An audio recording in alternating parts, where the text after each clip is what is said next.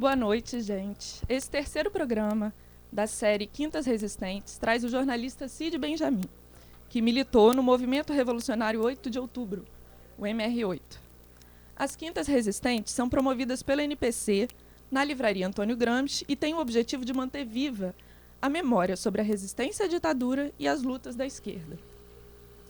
O programa está sendo transmitido pelo site do NPC. Agradecemos a colaboração da Pulsar, a agência Pulsar Brasil, que desde o primeiro programa, no início desse mês, está emprestando alguns equipamentos para que a gente possa transmitir ao vivo. Vão entrevistar Cid Benjamin e alguns jornalistas e professores convidados pelo NPC. Peço que, quando vocês forem fazer as perguntas, se identifiquem rapidamente, por favor. Nosso entrevistado vai falar agora, durante 10, 15 minutos, sobre sua atuação na resistência à ditadura, e depois teremos 3 blocos de perguntas. Cid Benjamin, por favor. Bom, começo então. Eu achei que ia falar mais da situação das jornadas de junho. Também, a gente vai chegar lá com certeza. Tá. Bom, eu sou de uma família progressista. Tanto meu pai como minha mãe eram funcionários públicos. Meu pai era oficial do Exército, mas voltou no Brizola em 62 e tal. E minha mãe também era progressista. Era professora primária, depois cursou Química, fez concurso e entrou para o Ministério da Fazenda, como química do Ministério da Fazenda. O ambiente lá em casa era um ambiente que facilitava, estimulava muito o interesse pela política. A leitura era muito estimulada e o exercício da política como uma atividade nobre era valorizado. Quer dizer, essa coisa de que a política é o antro dos vagabundos, dos interesseiros, etc., não passava lá, não era essa leitura que nos era passada. De forma que a gente cresceu nesse mundo. Quer dizer, meu pai era muito nacionalista, um nacionalista socializante, digamos. Ele era pernambucano, tinha uma grande admiração pelo Arraiz. E nesse quadro, eu e meus 2 irmãos, o Léo e o César, nos criamos. Depois eu fui do colégio de aplicação, que era segundo o DOI-CODE, era um antro subversivo, um lugar que se formava terroristas, etc. E finalmente entrei na Faculdade de Engenharia da UFRJ, onde, na verdade, fiz mais política do que estudei. Até lamento, devia ter estudado mais. Me integrei no movimento estudantil em 68 e, de certa forma, eu sou filho da geração de 68, quer dizer, que deu uma fornada de militantes muito grande. Foi um movimento de massa muito importante e que, ao final, já no fim de 68, com o descenso do movimento de massas e com o acirramento da repressão com o AI-5, vários dos militantes estudantis acabaram se integrando à resistência armada à ditadura. Foi o meu caso. Eu fui militante e depois dirigente do MR8, enfim, participei de muitas ações armadas. Quando fui preso em abril de 70, eu dirigia o setor armado do MR8, que era talvez na época o mais ativo aqui no Rio de Janeiro. Mas, enfim, tive relativamente sorte, porque primeiro não fui morto. A decisão de matar o pessoal da luta armada mais, enfim, considerado mais importante por eles, foi tomada depois. Eu poderia morrer, claro, durante o interrogatório, as torturas, mas não fui, enfim, sobrevivi bem. Segundo, estava já em preparação o sequestro do embaixador alemão. Eu tinha participado do sequestro do americano em 69, fui preso em abril e em junho saí trocado pelo alemão, que eu sabia que ia ter, e inclusive tive a felicidade de ter a confirmação de que ele aconteceria quando eu saí da incomunicabilidade do DOI-CODE e tive no DOPS e recebi um bilhete da minha namorada pedindo para que eu ajudasse a confeccionar a lista, em termos cifrados, né? E eu, enfim, consegui mandar o bilhete de volta e fiquei esperando. Voltei para o DOI-CODE, o pessoal até demorou um pouco a fazer o sequestro, mas eu contava que os companheiros não deixariam de cumprir essa missão revolucionária.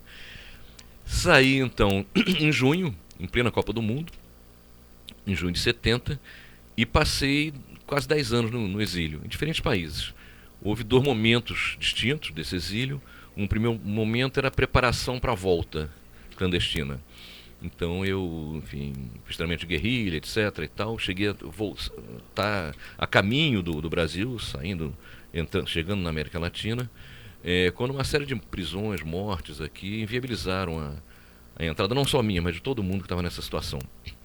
E depois veio o golpe do Chile, Eu saí com a roupa do corpo, minha mulher, na época minha filha que tinha 3 meses, mas enfim, saímos vivos e intactos, o que era o mais importante. Nos exilamos na Embaixada do México, fomos para o México e depois estivemos em Cuba, e os últimos 4 anos e meio, 5 anos, eu tive na Suécia. Aí foi um exílio diferente, que não foi mais aquele exílio voltado para o retorno clandestino, foi um exílio contato com as coisas do Brasil, acompanhando. Quando eu estava na Suécia, minha família mandava regularmente recortes de jornais, páginas recortadas de jornais. O Jornal do Brasil era o mais importante na época, então eu recebia tudo de política e de futebol. Foi na época que o Flamengo estava montando aquele timaço do Zico, fim dos anos 70 e tal. Eu acompanhei isso aí com muita avidez de poder chegar e ver. Uma coisa interessante, enfim, bom, eu não estou tão velho assim, alguns aqui são contemporâneos meus, sabe, mas eu estou lançando um livro de memórias, aí conto algumas coisas que não são muito conhecidas ainda. Essa vai em primeira mão aqui pro que ótimo, eu mesmo fazer pergunta sobre o livro, que bom que a gente já vai depois que em primeira mão. Depois que foi anunciado o projeto de anistia, aparentemente eu estaria fora, não seria beneficiado, porque eu tinha cometido os chamados crimes de sangue. Quer dizer, crimes de sangue, eu participei de tiroteios em que houve feridos no caso do outro lado, policiais feridos. Então eu estaria fora. Nesse momento eu já estava meio, enfim, disposto a voltar mesmo, então articulei uma volta clandestina e cheguei a despedir da minha mulher, que nessa altura já era uma chilena, a Astrid, não era mais a Isolde, com quem eu tive a minha primeira filha, e ela viria depois. Recebi os documentos falsos em Paris para voltar para o Brasil, só que um dos documentos estava com um problema de carimbo lá. Eu mandei que fosse refeito, voltei para a Suécia para ficar mais uma semana com a minha mulher. Quando veio finalmente o projeto do governo, isso foi em meados de 79, que foi o ano da anistia, e pelo projeto do governo eu estava dentro. Embora eu tivesse cometido crimes de sangue, entre aspas, eu não tinha tido condenação transitada em julgado, que eu saí muito rápido, então não cheguei nem a ser condenado. Fui auditoria, mas não cheguei nem a ser condenado. Então estava dentro. Voltei a Paris, devolvi a passagem, eu tinha comprado já a passagem, e voltei legalmente 2 meses depois. Eu cheguei aqui de volta em setembro, início de setembro de 79. Bom, a história é mais ou menos essa, eu sou mais um daquela geração de 68, o que muito me agrada, envaidece e orgulha. Até parece que a história é só isso, né? Vocês querem, alguém já tem alguma pergunta? Já quer começar? Ou eu posso? Fátima? Eu vou te passar o microfone, tem que ser no microfone para todo mundo que está assistindo conseguir ouvir. Peraí. Eu sou Fátima Lacerda, sou da Agência Petroleira de Notícia, agradeço pelo convite estar aqui, podendo ouvir a história do nosso Cid Benjamin. Você falou que é da geração de 68. Eu queria saber, foi um momento muito rico de revolução cultural, de esperança, que depois foi ceifado com uma onda aí de ditaduras na América Latina, em vários outros lugares também. Muita gente morreu, muita gente ficou pelo caminho. Mas você vê alguma semelhança entre aquele momento e o momento atual de Primavera Árabe e de revoltas populares pelo mundo? Você consegue identificar alguma semelhança ou distinções entre esses dois momentos? Olha, de fato, 68 foi um ano ímpar. Não foi só no Brasil. Tem o maio de 68 na França, que quase derruba o governo francês, que é uma insurreição popular. Isso e em França não é uma republiqueta. Entende? A gente teve movimentos de estudantes e de jovens muito fortes na Europa toda. A gente teve a Primavera de Praga, a gente teve a Revolução Cultural na China, a gente teve nos Estados Unidos o movimento negro, os Panteras Negras muito fortes, inclusive houve uma Olimpíada no México em 68, e atletas negros que receberam medalhas calçaram luvas e fizeram punho fechado, etc. A própria Olimpíada do México em 68 só pôde acontecer, espero que não aconteça isso aqui na Copa do Mundo, mas ela só aconteceu e as passeatas só foram interrompidas porque foram metralhadas pelo exército. Entende? Então foi um ano ímpar. e que formou, como todo movimento de massas, forma uma geração de militantes. Militantes você não forma frio, um ou outro e tal, mas para ter uma fornada de militantes é no movimento. Entende? Essa Primavera Árabe é um negócio meio esquisito, viu? Eu quero dizer que eu acho que há mais de uma Primavera Árabe aí. Entende? Evidentemente, eu não tinha nenhuma simpatia pelo Gaddafi, mas eu não vejo nenhum avanço num regime que derruba o Gaddafi pelas baionetas da OTAN.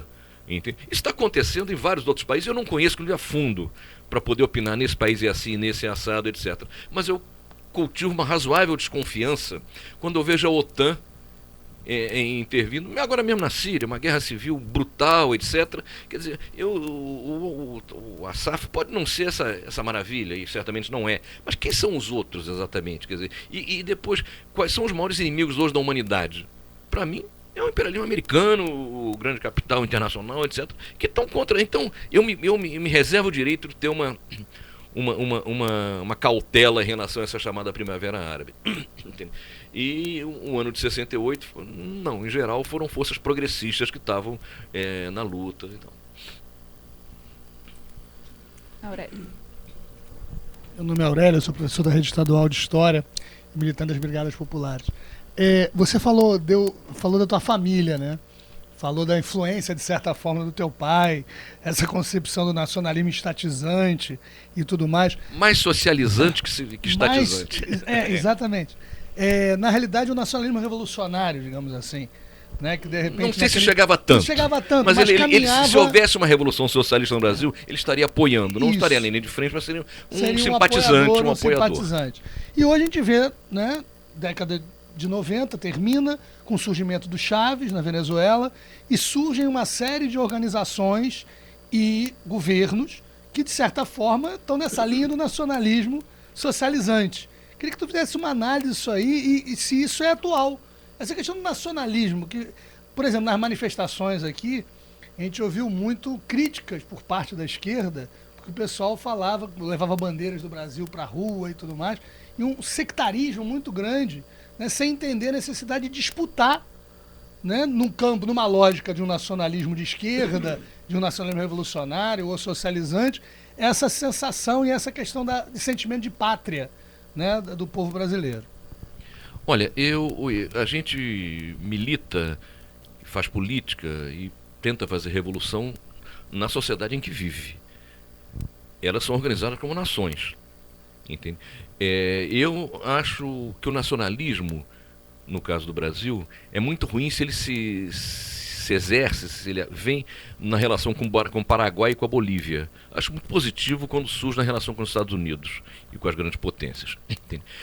E se a gente pegar as revoluções socialistas, ou pelo menos anticapitalistas, vamos dizer, que aconteceram, em muitas delas, o elemento da nação, da libertação nacional, do sentimento da defesa da nação, teve muito presente. Entende? Teve presente em Cuba, quer dizer, era mais a tirania, a coisa agrária, mas quem conhece Cuba sabe, quer dizer, como a questão nacional e a recuperação do orgulho, no bom sentido, quer dizer, do país pesou. Entende? A Revolução Chinesa não teria acontecido se não tivesse havido a invasão japonesa naquele contexto da Segunda Guerra. Bom, o Sudeste Asiático, Vietnã, etc. Então, a nação, ela existe. Pelo fato de alguns reacionários, um exemplo que vem à cabeça é o Collor, terem usado símbolos pátrios, não quer dizer que a gente deva deixar de barato esses símbolos para eles.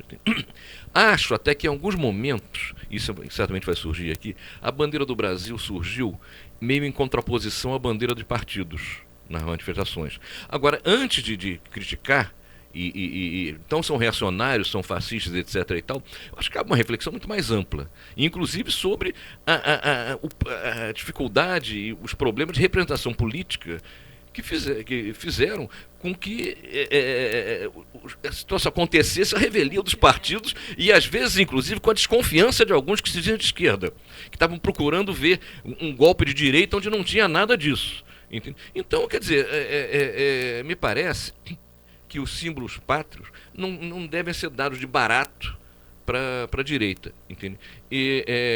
Eu, pessoalmente, sou um internacionalista. Entende? Se o Brasil um dia se meter numa guerra injusta, eu seria contra essa guerra enfim, eu sou um ser humano, enfim, que me identifico com os seres humanos do mundo inteiro. Agora, acho que essa recusa primária dos símbolos pátrios é entregá-los de barato na mão da direita. E não leva a nada, não ajuda em coisa nenhuma. Iná Meirelles.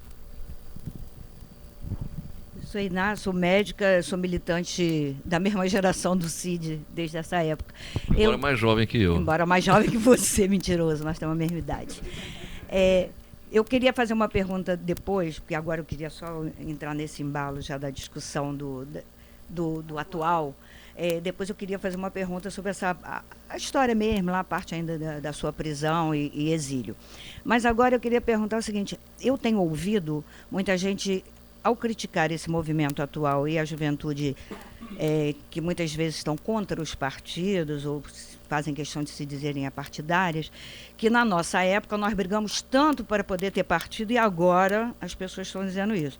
E eu costumo dizer, eu não briguei para ter esses partidos, nós brigamos muito pela democracia, mas não só pela democracia, nem por qualquer democracia. Não que eu despreze o fato da gente ter conquistado o que conquistou, nem que eu acho bom ser contra partidos em geral. Mas eu acho que enxergar isso como uma posição de direita, e eu estava me recordando, na época das manifestações, né, nem de 68, porque eu comecei a participar da manifestação como secundária em 66, que eu me lembro.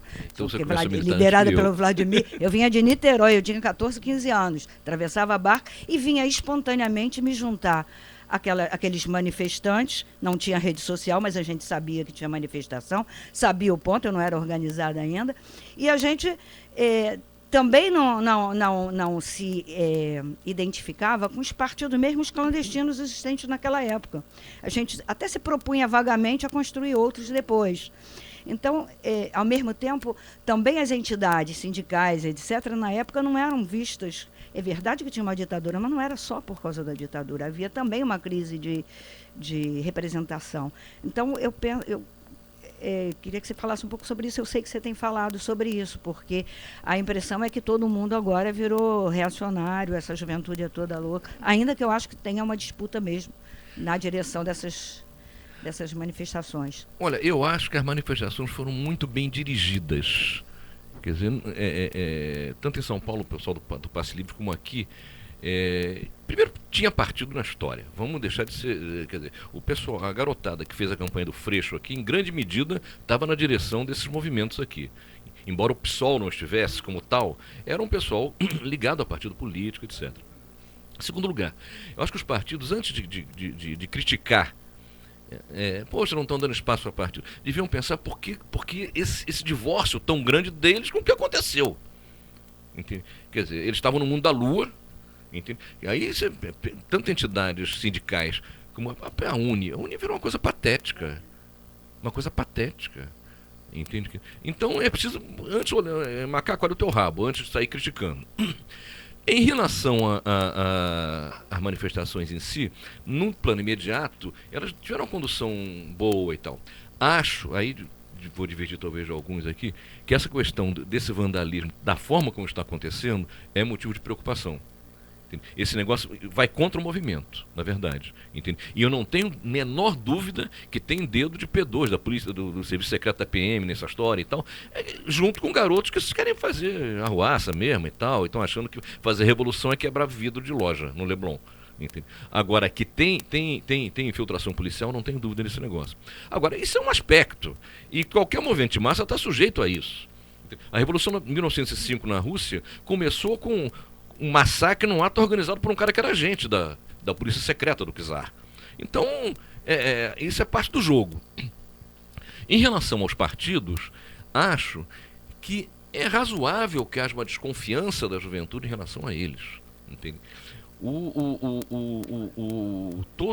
Eu falo como fundador do PT, que fui dirigente do PT, fiz parte da Executiva Nacional, num tempo, inclusive que a Executiva dirigiu o partido, agora não tem a menor importância, mas no início o PT, a Executiva dirigiu o partido de alguma forma e tal.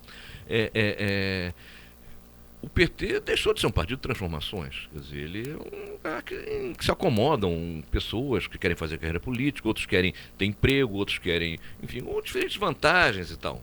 Quer dizer, tem muita gente boa, tem muita gente boa. Vai haver uma reorganização da esquerda brasileira enquanto o PT estiver no governo federal? Penso que não. Penso que não. Eu sou do PSOL, me filiei ao PSOL, acho que joga um papel muito importante.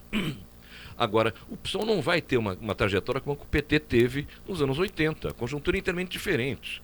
Nós temos um governo supostamente de esquerda, um espaço ocupado, e não temos um movimento de massa, mas não tínhamos até maio, um movimento de massa que desse o apoio que deu na formação do PT.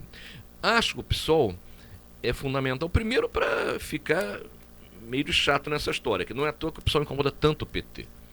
O pessoal do PT adora ver algum escorregão de um parlamentar do PSOL para dizer, tá vendo, vocês também, não somos só nós. São 3 parlamentares federais. Imagina o que seria aquele congresso sem os parlamentares do PSOL. Seria infinitamente pior. Entende? E o PSOL acaba funcionando, eu penso, como uma espécie de uma trincheira para você manter princípios, tocar a política, não só marcando posição, mas obtendo ganhos reais e avanços reais, etc., enquanto a esquerda não se reorganiza. Então, eu sei que muita gente do PSOL não gosta dessa minha avaliação. Preferia que fosse uma coisa mais retumbante, mas que agora vamos. Não vamos. Quer dizer, vamos até certo ponto. Porque a conjuntura, a gente não faz as coisas independentemente da situação concreta. Teve um barbudo que falava disso já antes. Entende? De forma que o crescimento do PSOL tem limites claros. Agora, inclusive, com essa coisa de reforma política, em relação à qual eu tenho muita desconfiança, pode enfiar até uma cláusula de barreira, que acaba a representação parlamentar do PSOL. Isso significa o seguinte: com uma grande política, numa democracia, ela, salvo nos momentos de crise revolucionária, ela é travada no plano das instituições, da luta institucional, o PSOL pode ser retirado do plano da disputa da grande política, até que venha uma revolução, eu não sei quando virá, nem se virá enquanto eu estiver vivo, por conta dessa história da reforma política. De forma que eu acho a situação uma situação complicada. Com essa coisa de reforma política. O PT deixou de ser um projeto de transformações sociais, o PCdoB dá pena. Enfim, o quadro não é muito alvissareiro. Acho que fundamental nisso aí vai ser o movimento de massas. Não é à toa que já muita coisa aconteceu a partir do início de junho por conta do movimento de massa. Desde sair aqui a CPI, como o Tribunal de Contas resolveu mudar a sua opinião. Ele já tinha arquivado lá a coisa das empresas de ônibus, agora não, diz que tem que rever essa história e tal. Em São Paulo, o Haddad diz que vai abrir, vai chamar auditoria externa e tal. Aqui vão acabar tendo que botar auditoria externa. Ele, o Omar já está falando que vai chamar a COP e a PUC, entende? Não está muito clima, o Paz está meio quietinho, a confusão está mais em cima do Cabral por conta da violência policial, mas se ele quiser seguir protegendo as empresas de ônibus, vai sobrar para ele também. As ruas podem mudar. A minha grande expectativa é essa. E aí muda muita coisa. E é até difícil prever o que vai mudar, quando, quanto, etc. e tal. É uma coisa que não... Enfim, ninguém imaginava que estivéssemos hoje na situação em que estamos, no início de maio. Essas manifestações mudaram o quadro do Brasil. Todos querem perguntar. Vamos lá, Rodrigo, Cátia, depois a gente vai passando. Rodrigo Otávio, jornalista da Rádio Petroleira. Cid, dá licença, eu vou dar um corte um pouco nessa análise conjuntural e voltar um pouco ao livro até, sua biografia, e pegando aquele carona... Vou chamar de memórias. Memórias, sim. Suas memórias. Pegando carona ali na pergunta dela, na colocação dela. Queria que você falasse assim com a gente, deve estar até muito vivo na sua cabeça, de acordo com os movimentos de hoje, desse junho, da juventude, como foi esse período antes de 68. Você falou que começou a militar em 68. Em 64 teve o golpe. Você é um estudante já informado, vendo aquilo tudo.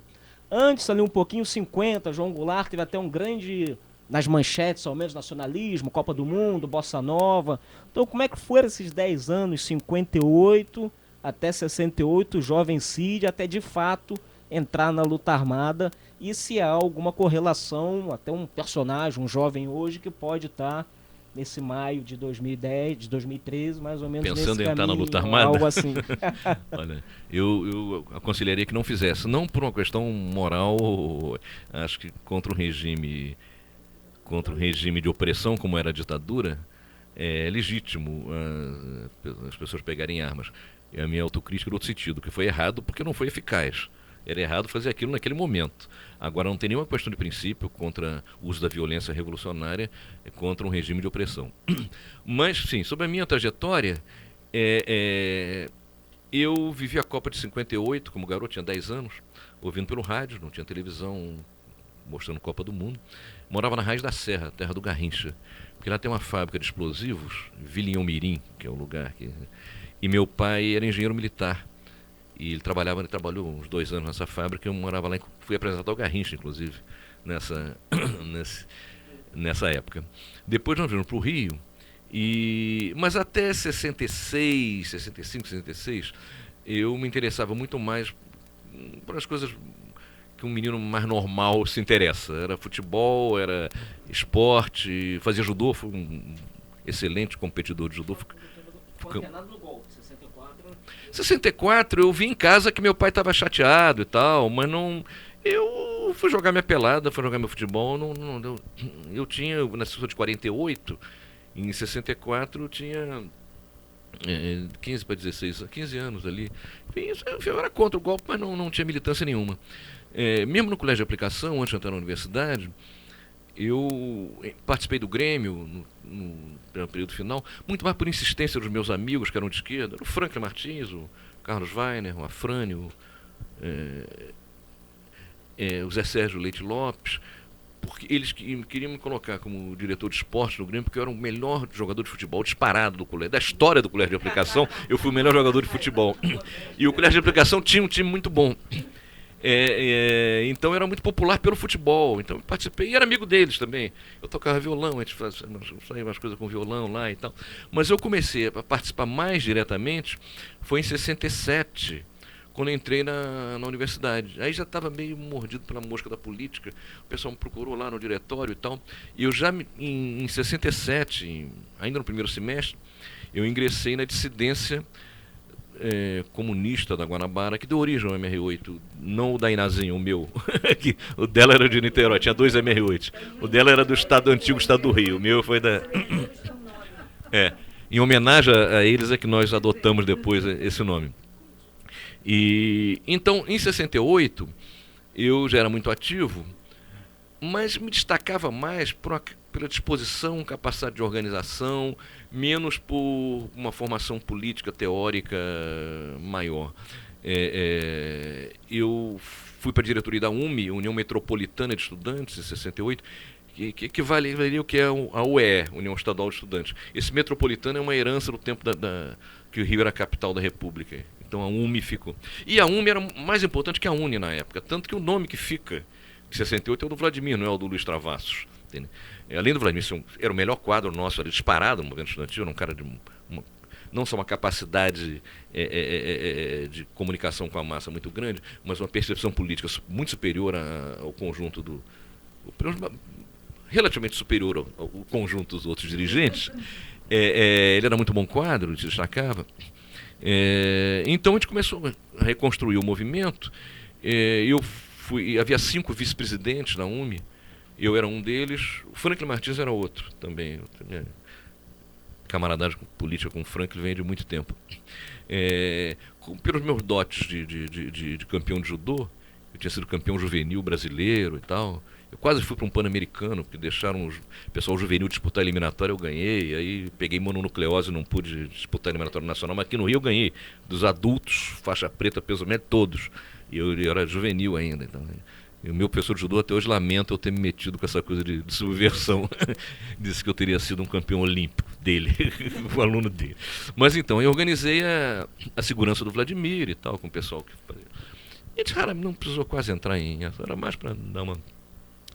E quando o MR8, no final de 68, resolveu começar a fazer ações armadas, montar um setor armado, o meu nome era um nome natural para isso. Então eu participei do MR8, das ações armadas do MR8, desde da primeira até uma semana antes de eu ser preso. Porque eu participei do primeiro grupo, depois do sequestro americano esse grupo foi desfeito, o pessoal ficou queimado, mas para se manter a experiência, fiquei eu encarregado de montar, então eu montei mais 3 grupos e eu comandava essa frente armada. E até que eu fui preso. E então, mas então isso fez com que na contabilidade lá não sei se é oficial do DOI, quando do tenente do Lene Garcês, aquele cara que sofreu um escracho lá na Urca, a garotada do Levante fez um escracho lá, esse cara era do meu tempo do DOI-COD, ele tinha um caderninho próprio, que botava lá as ações de cada um e tal. Segundo ele, era um recordista em ações armadas no Rio, na jurisdição do DOI-COD dele aqui e tal. Mas eu tinha muita ação armada por conta disso mesmo, porque eu tinha passado desde a primeira até o final.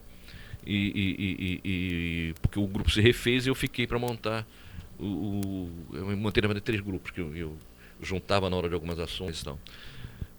Até que fui preso e fiquei contando com os companheiros não deixassem de fazer o sequestro do alemão, né, no qual eu saí 2 meses depois. Eu tive muita sorte, na verdade, porque não só podia ter sido morto, como poderia ter, depois do sequestro do alemão, no sequestro seguinte, quem participou do sequestro já não aceitavam botar na lista.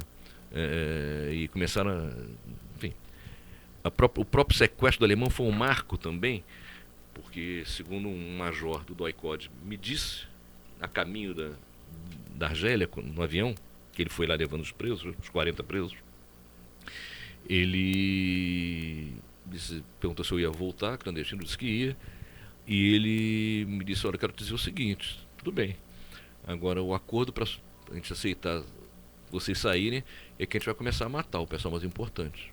Eu digo, tudo bem. E ele disse numa boa, não, cara, numa boa. E efetivamente isso aconteceu. Se eu tivesse sido preso 3, 4 meses depois, teria sido morto.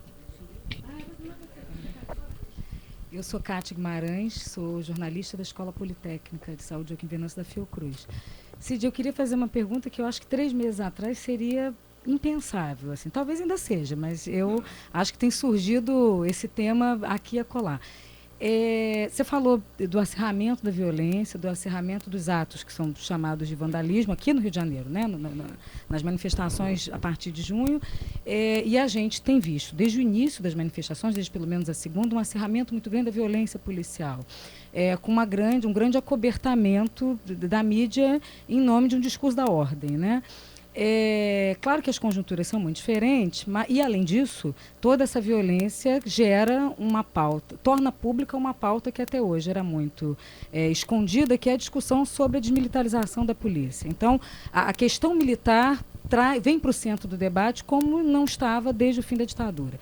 Então, claro que os contextos são muito diferentes, mas eu queria te perguntar se, diante de um movimento de massa crescente, das pessoas ocupando as ruas, de pautas se tornando cada vez mais concretas, no Rio de Janeiro, fora Cabral, inevitável, não dá mais para os jornais fingirem que não existe, por exemplo, de uma justificativa da violência policial e de um acirramento da violência dos próprios manifestantes, haja infiltração ou não, se você vê, nesse momento, um perigo, algum risco de um consenso conservador, de um novo consenso conservador, que, em nome da ordem, inclua os militares, inclua o uso da força ou um golpe. Olha, tem uma pergunta parecida, podia emendar que já era menos Você tem sido um crítico, com alguma razão, do Lula, mas eu ia te perguntar o seguinte, antes de mais nada, vou dizer que eu não tenho partido atualmente, que o PSOL tem sido um grande aliado da nossa luta contra os leilões do petróleo, todos os parlamentares do PSOL, federais, Senado e estadual. Então, mas a pergunta que eu ia fazer é o seguinte, centrar muito as críticas nesse momento em Lula e Dilma, é esse o nosso inimigo principal? Haveria nisso talvez uma possibilidade de favorecer um golpe à direita? Bom, eu Você já responde tudo. Porque até nessa linha, quer dizer, existe uma outra possibilidade. Nós vimos na Espanha o movimento dos indignados, né? E como o governo espanhol do PSOL não atendeu nenhuma das expectativas daquele movimento. E, consequentemente, a direita acabou ganhando as eleições. Nós estamos vendo hoje lá no o que caso tá da Espanha, inclusive, teve o seguinte, foi um movimento um movimento, inclusive, que virou meio contra a política tal como ela existe. Como não existia outra, ficou sendo contra a política. Então, chegou na hora da eleição, o pessoal que era mais consciente não votou, que era contra aquela política. E a direita votou. Então, o momento seguinte àquelas manifestações dos indignados foi a vitória eleitoral da direita. Um negócio incrível. Mas isso pode acontecer. Eu costumo dizer, agora, eu já vou pegar a pergunta de vocês duas, até num artigo que eu escrevi, quando ainda Dilma propunha uma coisa, e propunha de manhã, de tarde já não valia, o dia seguinte, eu digo, tudo pode acontecer, inclusive nada. Eu acho que está um quadro complicado. Em relação a golpe, qual seria a base social de um golpe hoje contra o governo da Dilma? Banco? Agronegócio? Empreiteira? Multinacionais instaladas aqui? Não. Estão ganhando dinheiro como nunca na vida. Então não há essa possibilidade. Agora, efetivamente, tem uma questão que é real. Quer dizer, o governo que está aí é o governo, no plano nacional, é o governo do PT. Quando você bate nele, por ele uma oposição, digamos, pela esquerda, você contribui para o enfraquecimento dele. Hoje, a esquerda não tem punch eleitoral para ser alternativa. Entende? Esse enfraquecimento pode levar a que a oposição de direita ganhe forças. É possível, é possível, é possível. Agora eu te pergunto, qual a alternativa a isso? Qual a alternativa? Se a gente pegar, eu trouxe aqui um material que eu achei muito interessante. Eu fui na passeata das centrais sindicais. Aliás, há muito tempo eu não via tanta concentração de pelego por metro quadrado. Mas, tudo bem. Aí eu fiz questão de dar uma olhada na pauta unificada. Todas as centrais, com exceção da Conlutas, que é pequena, apoiam o governo federal. E chegaram a essa pauta. Então, que é nossa pauta, né? Redução do jornal de trabalho para 40 horas semanais sem redução do salário. Isso o governo federal pode fazer. Pode ir uma proposta e tal. Fim do fator previdenciário. Ele pode fazer e não deixa fazer. 10% do PIB para a educação. Mesma coisa. 10% do orçamento para a saúde. Mesma coisa. Transporte público de qualidade. Bom, isso é uma coisa genérica, não chega a ser uma reivindicação. Valorização das aposentadorias. Olha, o PT completou uma reforma da Previdência que começou pelo PSDB, que o PT não deixava fazer. Então não valorizou. Reforma agrária. Vamos virar a página. O Fernando Henrique fez mais do que... Fim do leilão do petróleo. Quer dizer, é uma pauta de oposição. E tem mais, eu posso seguir. Democratização dos meios de comunicação. Vamos brincar, né? Quer dizer, contra a repressão e criminalização das lutas e movimentos sociais. Quer dizer, aí não foram só os governadores, não. O Zé Eduardo Cardoso mandou a Força Nacional também. Claro que não teve na linha de frente. Mas veja, num quadro como esse, é extremamente difícil, eu admito, você ser oposição de esquerda e não ser uma oposição de esquerda irresponsável. Agora, você não pode se calar também, porque então, quer dizer, se o raciocínio fosse se calar, o PT não teria sido criado nos anos 80, teria ficado dentro do PMDB. Então, quando eu tenho muitos amigos petistas, eu adoro vários deles, quando vem levantar essa questão, eu digo, bem cá, mas por essa lógica o PT não existiria. Entende? Por exemplo, fora Dilma, eu acho uma bobagem isso. Fora Dilma hoje significa ou uma revolução, que não vai haver, ou Michel Temer, pela ordem, Michel Temer, o Henrique Eduardo Alves, Renan Calheiros. Sabe, quer dizer, então o fora Dilma hoje é uma bobagem, não serve a nada. Não serve a nada. Agora, a pressão como oposição para que ela tome posições de esquerda, isso tem que ser feito. Ou então você, sabe, vai fazer o quê? Tá? Agora, admito que é uma situação, não é uma situação fácil, entende? Mas isso acontece com frequência. Já que estamos falando em revolução, em julho de 17, houve uma tentativa de golpe de Estado contra o Kerensky, o general Kornilov. E o Lenin disse, com o canalha Kerensky contra o canalha Kornilov. porque era muito pior uma ditadura militar de direita ali naquela situação.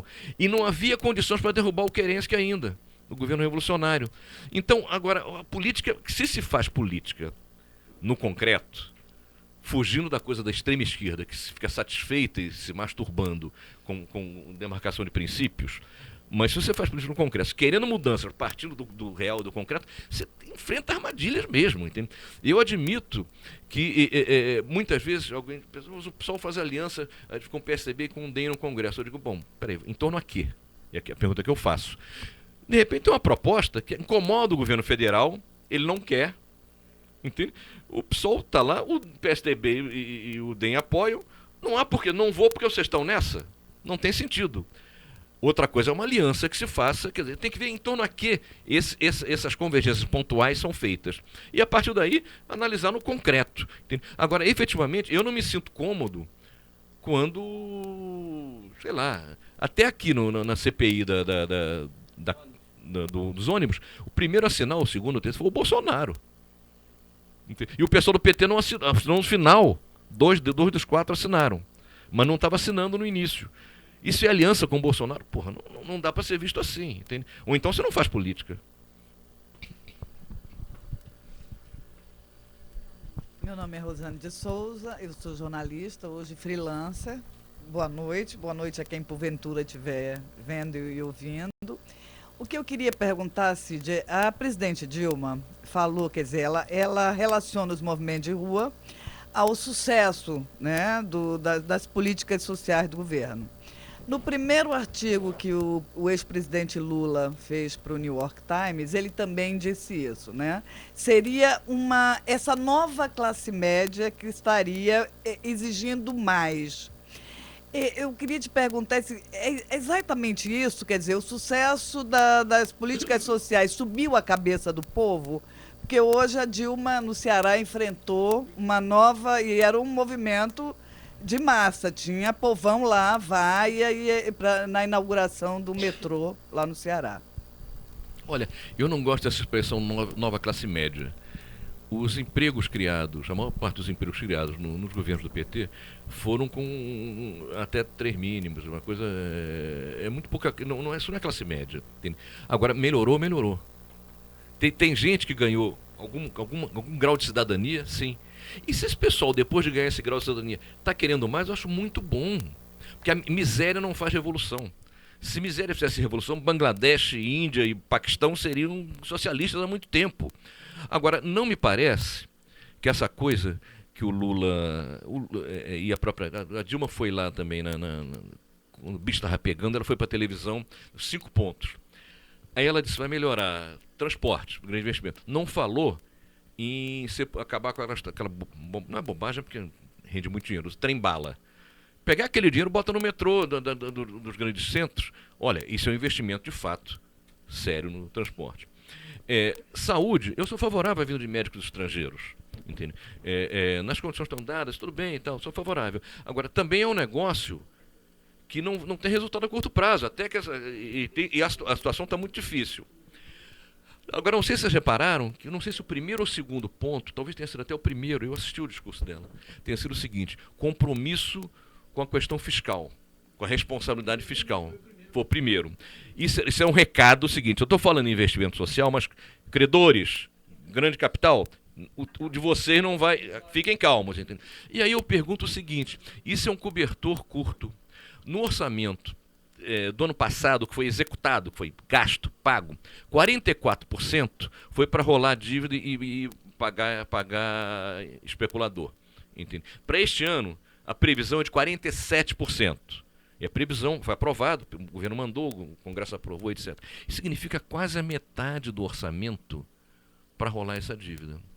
E aí, esse pessoal que gosta tanto de falar em Constituição, não sei o que, então, tem um artigo da Constituição de 88, que foi aprovado, nunca foi posto em prática, que é fazer uma auditoria da dívida. Uma auditoria da dívida. Entende? Essa rolagem da dívida está custando isso aí, porque não tem uma auditoria. Entende? No entanto, não se toca nesse assunto, faz parte da Constituição, mas é como se não fizesse. Pois bem, o Equador, governo do Rafael Correia resolveu fazer uma auditoria da dívida. Chamou a Maria Lúcia Fatorelli, com quem eu tive hoje por acaso, então, uma belíssima figura, técnica super competente. Feita a auditoria da dívida, 70% do que estava sendo pago não tinha comprovação. Então o governo do Equador disse, olha, eu vou pagar só 30%. Quem não quiser vai se queixar o bispo. Todos os credores aceitaram, porque eles não tinham papel para que comprovasse isso. O Brasil já fez isso. Em 1930, o Getúlio Vargas teve a Revolução de 30, ele assumiu um governo provisório, fez uma auditoria da dívida. De novo, só pagou 30%. Porque não tinha comprovação. Então, agora, isso significa o quê? Fazer um caminho... É legal, está tudo legal, é constitucional, é legal, nada revolucionário. Agora, significa se chocar com poderosos. E se há uma coisa que os governos do PT não fizeram, foi incomodar poderosos. Em nada. Nem no campo, nem na cidade, nem no banco, nem os poderosos. A própria melhoria da renda dos mais pobres, ela não distribuiu renda no país como um todo, ela distribuiu entre os assalariados. Se a gente não ganhava nada, ganha Bolsa Família. Houve, de fato, aumento do salário mínimo, que é positivo, que já tinha começado com o Fernando Henrique. Mas o Lula continuou, a Dilma continuou também, então é positivo e tal. Ainda muito baixo, claro. Houve uma facilidade para o crédito, coisa muito boa. Aumentou a quantidade de gente com carteira assinada. É preciso também ver que parte disso aí veio por conta de um cenário internacional favorável, um certo tempo, mas aumentou, beleza. Mas nesse contexto todo, como os rentistas ganharam mais ainda, não melhorou a distribuição de renda no país como um todo, melhorou entre os assalariados. O que já é bom, tá legal. Mas não incomodaram os rentistas, o pessoal que vive da especulação. Entende? E eu tenho a impressão que há um nó a ser desatado aí. Entende? Eu não sou economista, mas, enfim, dou meus pitacos, acompanho as coisas, enfim. Acho que se não se mexer nessa questão da dívida, portanto, não se começar a incomodar graúdos, entende? O cobertor vai ser muito curto. Manter responsabilidade fiscal e aumentar efetivamente investimentos nos serviços vai ser uma coisa difícil. Vai ser difícil. Entende? Eu chamo a atenção, inclusive, que as manifestações começaram pelos 20 centavos. Mas elas rapidamente se tornaram manifestações por serviços. Não foi nem por salário. Não foi por salário. Em geral, como a inflação está mais ou menos sob controle, não é aquela doideira quando a inflação está muito alta que o cara tem que brigar por salário, porque senão não come. Não foi por salário. Nem muito por emprego, que há uma situação do emprego não está ruim. Não está ruim.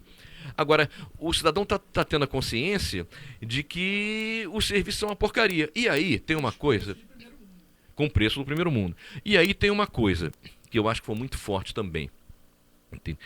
É a corrupção no sentido mais amplo. Veja, eu não acho que quem denuncia a corrupção é o denista. E não levo a sério partido político que diz, não, eu mantenho meus princípios políticos. Eu compactuo com a corrupção, até faço corrupção, mas eu tenho princípios políticos sólidos. Olha, ele vai contar outra. Isso não existe. Não existe. Quando eu falo corrupção aqui, é no sentido... É lato sensu. Por exemplo, se eu fosse fazer um documentário, na TV Petroleira, sobre os acontecimentos, sabe como eu começaria? Com um guardanapo na cabeça do Cabral, as mulheres mostrando o sapato de 10 mil dólares, aqueles caras dançando cancan ali, sabe, aquela coisa debochada. Entende? Aí você tem o jatinho do Renan e do Leandro, você tem os helicópteros do Cabral, entende? Você tem as consultorias dos dirigentes do PT. Entende? Hoje mesmo eu soube que o professor Luizinho... dois dirigentes, claro. O professor Luizinho agora virou lobista. Ele era líder do PT. Ele é muito medíocre, é verdade. Mas ele foi líder do PT na Câmara. Entende? O Zé Dirceu é um dos principais dirigentes do PT até hoje, um dos caras mais influentes. Entende? E está milionário como lobista. E não nega isso. Ele não nega que foi lobista preciso chamar de Eike do que de Ike. O Eike Batista, do Slim, entende? Do Daniel Dantas. E os jornais publicavam isso. Ele defendeu os interesses do Eike lá na Bolívia, no jatinho do Eike. Ele, nas telecomunicações, ele trabalhou para o Slim. Na coisa ele deve entender de petróleo também, porque foi lobista do Eike na questão do petróleo. Sabe, e como é que um partido admite isso? Quer dizer, ser lobista, nesse capitalismo fuleiro que a gente tem, é uma coisa permitida. Agora, não dá para um cara ser lobista e ser dirigente político. Quando ele defende uma posição no diretório do PT, ele está defendendo a posição do Slim, do Eike, do Daniel Dantas, ou de quem exatamente? Quer dizer, uma política pública determinada. Então, esse tipo de coisa, o negócio da Copa, entende? Quer dizer, fizeram um estádio em Brasília, cuja média de público e futebol era 2.000. Agora o Flamengo está jogando lá, está aumentando. Mas vai voltar aqui para o Maracanã. Era 2.000 pessoas, em média. Era um estádio para 70 mil pessoas, que custou 3 vezes, custou o Wembley. Porra, sabe? Então, esse tipo de coisa não é só a corrupção, assim, mas é o cara sendo colocado para fora. Você não vê um negro em Salvador no estádio lá. O sentimento, quer dizer, da corrupção, quer dizer, não é aquela corrupção só do desvio do dinheiro, que em si já seria grave, porque está tirando dinheiro de outras coisas importantes, mas envenena o quadro político, e é um sentimento, o povo tem uma sensação que estão passando a mão na bunda dele. Eu acho que o que aconteceu com os 20 centavos, começou por aí, mas assim, não dá, estão passando a mão na bunda, chega. E aí começa, cada um leva a sua reivindicação, entende? E com uma coisa que me pareceu interessantíssima, pelas redes sociais, essa coisa eu sou muito atrasado em matéria de telefone. Eu uso para mandar torpedo e falar só. Mas isso agora as pessoas fazem tudo. Então o cara faz, a moça faz um cartaz, o amigo faz a foto, já bota na rede social, e isso trouxe um estímulo para que cada um fizesse seu cartaz e deu uma dimensão, uma leveza, uma riqueza para as manifestações. Não. Eu cheguei a falar com o pessoal, amigo meu que dirige o jornal, o pessoal do dia, o Ramiro, o Aziz, meus amigos. Eu não consegui, tentei várias vezes, estava no meio da manifestação. Fiz o seguinte, em vez de fazer a melhor crônica dessas manifestações, faz 2 páginas gráficas espelhadas só com os cartazes. Você vai ter o que é a manifestação ali. É sensacional isso, entende? E, por outro lado, é uma coisa muito interessante na divulgação. Eu trouxe aqui uma pesquisa do Ibope, que é da maior muito interessante. Primeiro, seguinte, como é que você soube da manifestação de hoje? Isso foi feito no Brasil inteiro, a pesquisa. 62% souberam pelo Facebook, 29% outros meios da internet, somando na 91%. TV 14 horas, impressos 4. Aí, outra pergunta. Você convocou outros participantes através das redes? 75% dos presentes, não estou falando de líderes, não, presentes pelas redes chamou mais gente. Entende? 25% não. Entende? O que você, depois da manifestação, o que você mais faria? Não votaria em candidato corrupto. Chama atenção, corrupto não é um Maluf só. Quer dizer, é esses caras que estão nessas mordomias, 82%. Por isso, essa coisa de achar que o combate à corrupção é coisa de udenista, francamente, não está entendendo nada na vida. Nem da política, nem do pessoal que está na rua, nem da vida. Isso aqui é nem de udenismo. É verdade, nem do udenismo. Aí tem uma pergunta interessante. Interesse na política. 61% se disseram muito interessados. 28% interesse médio. Então, somando a 89%.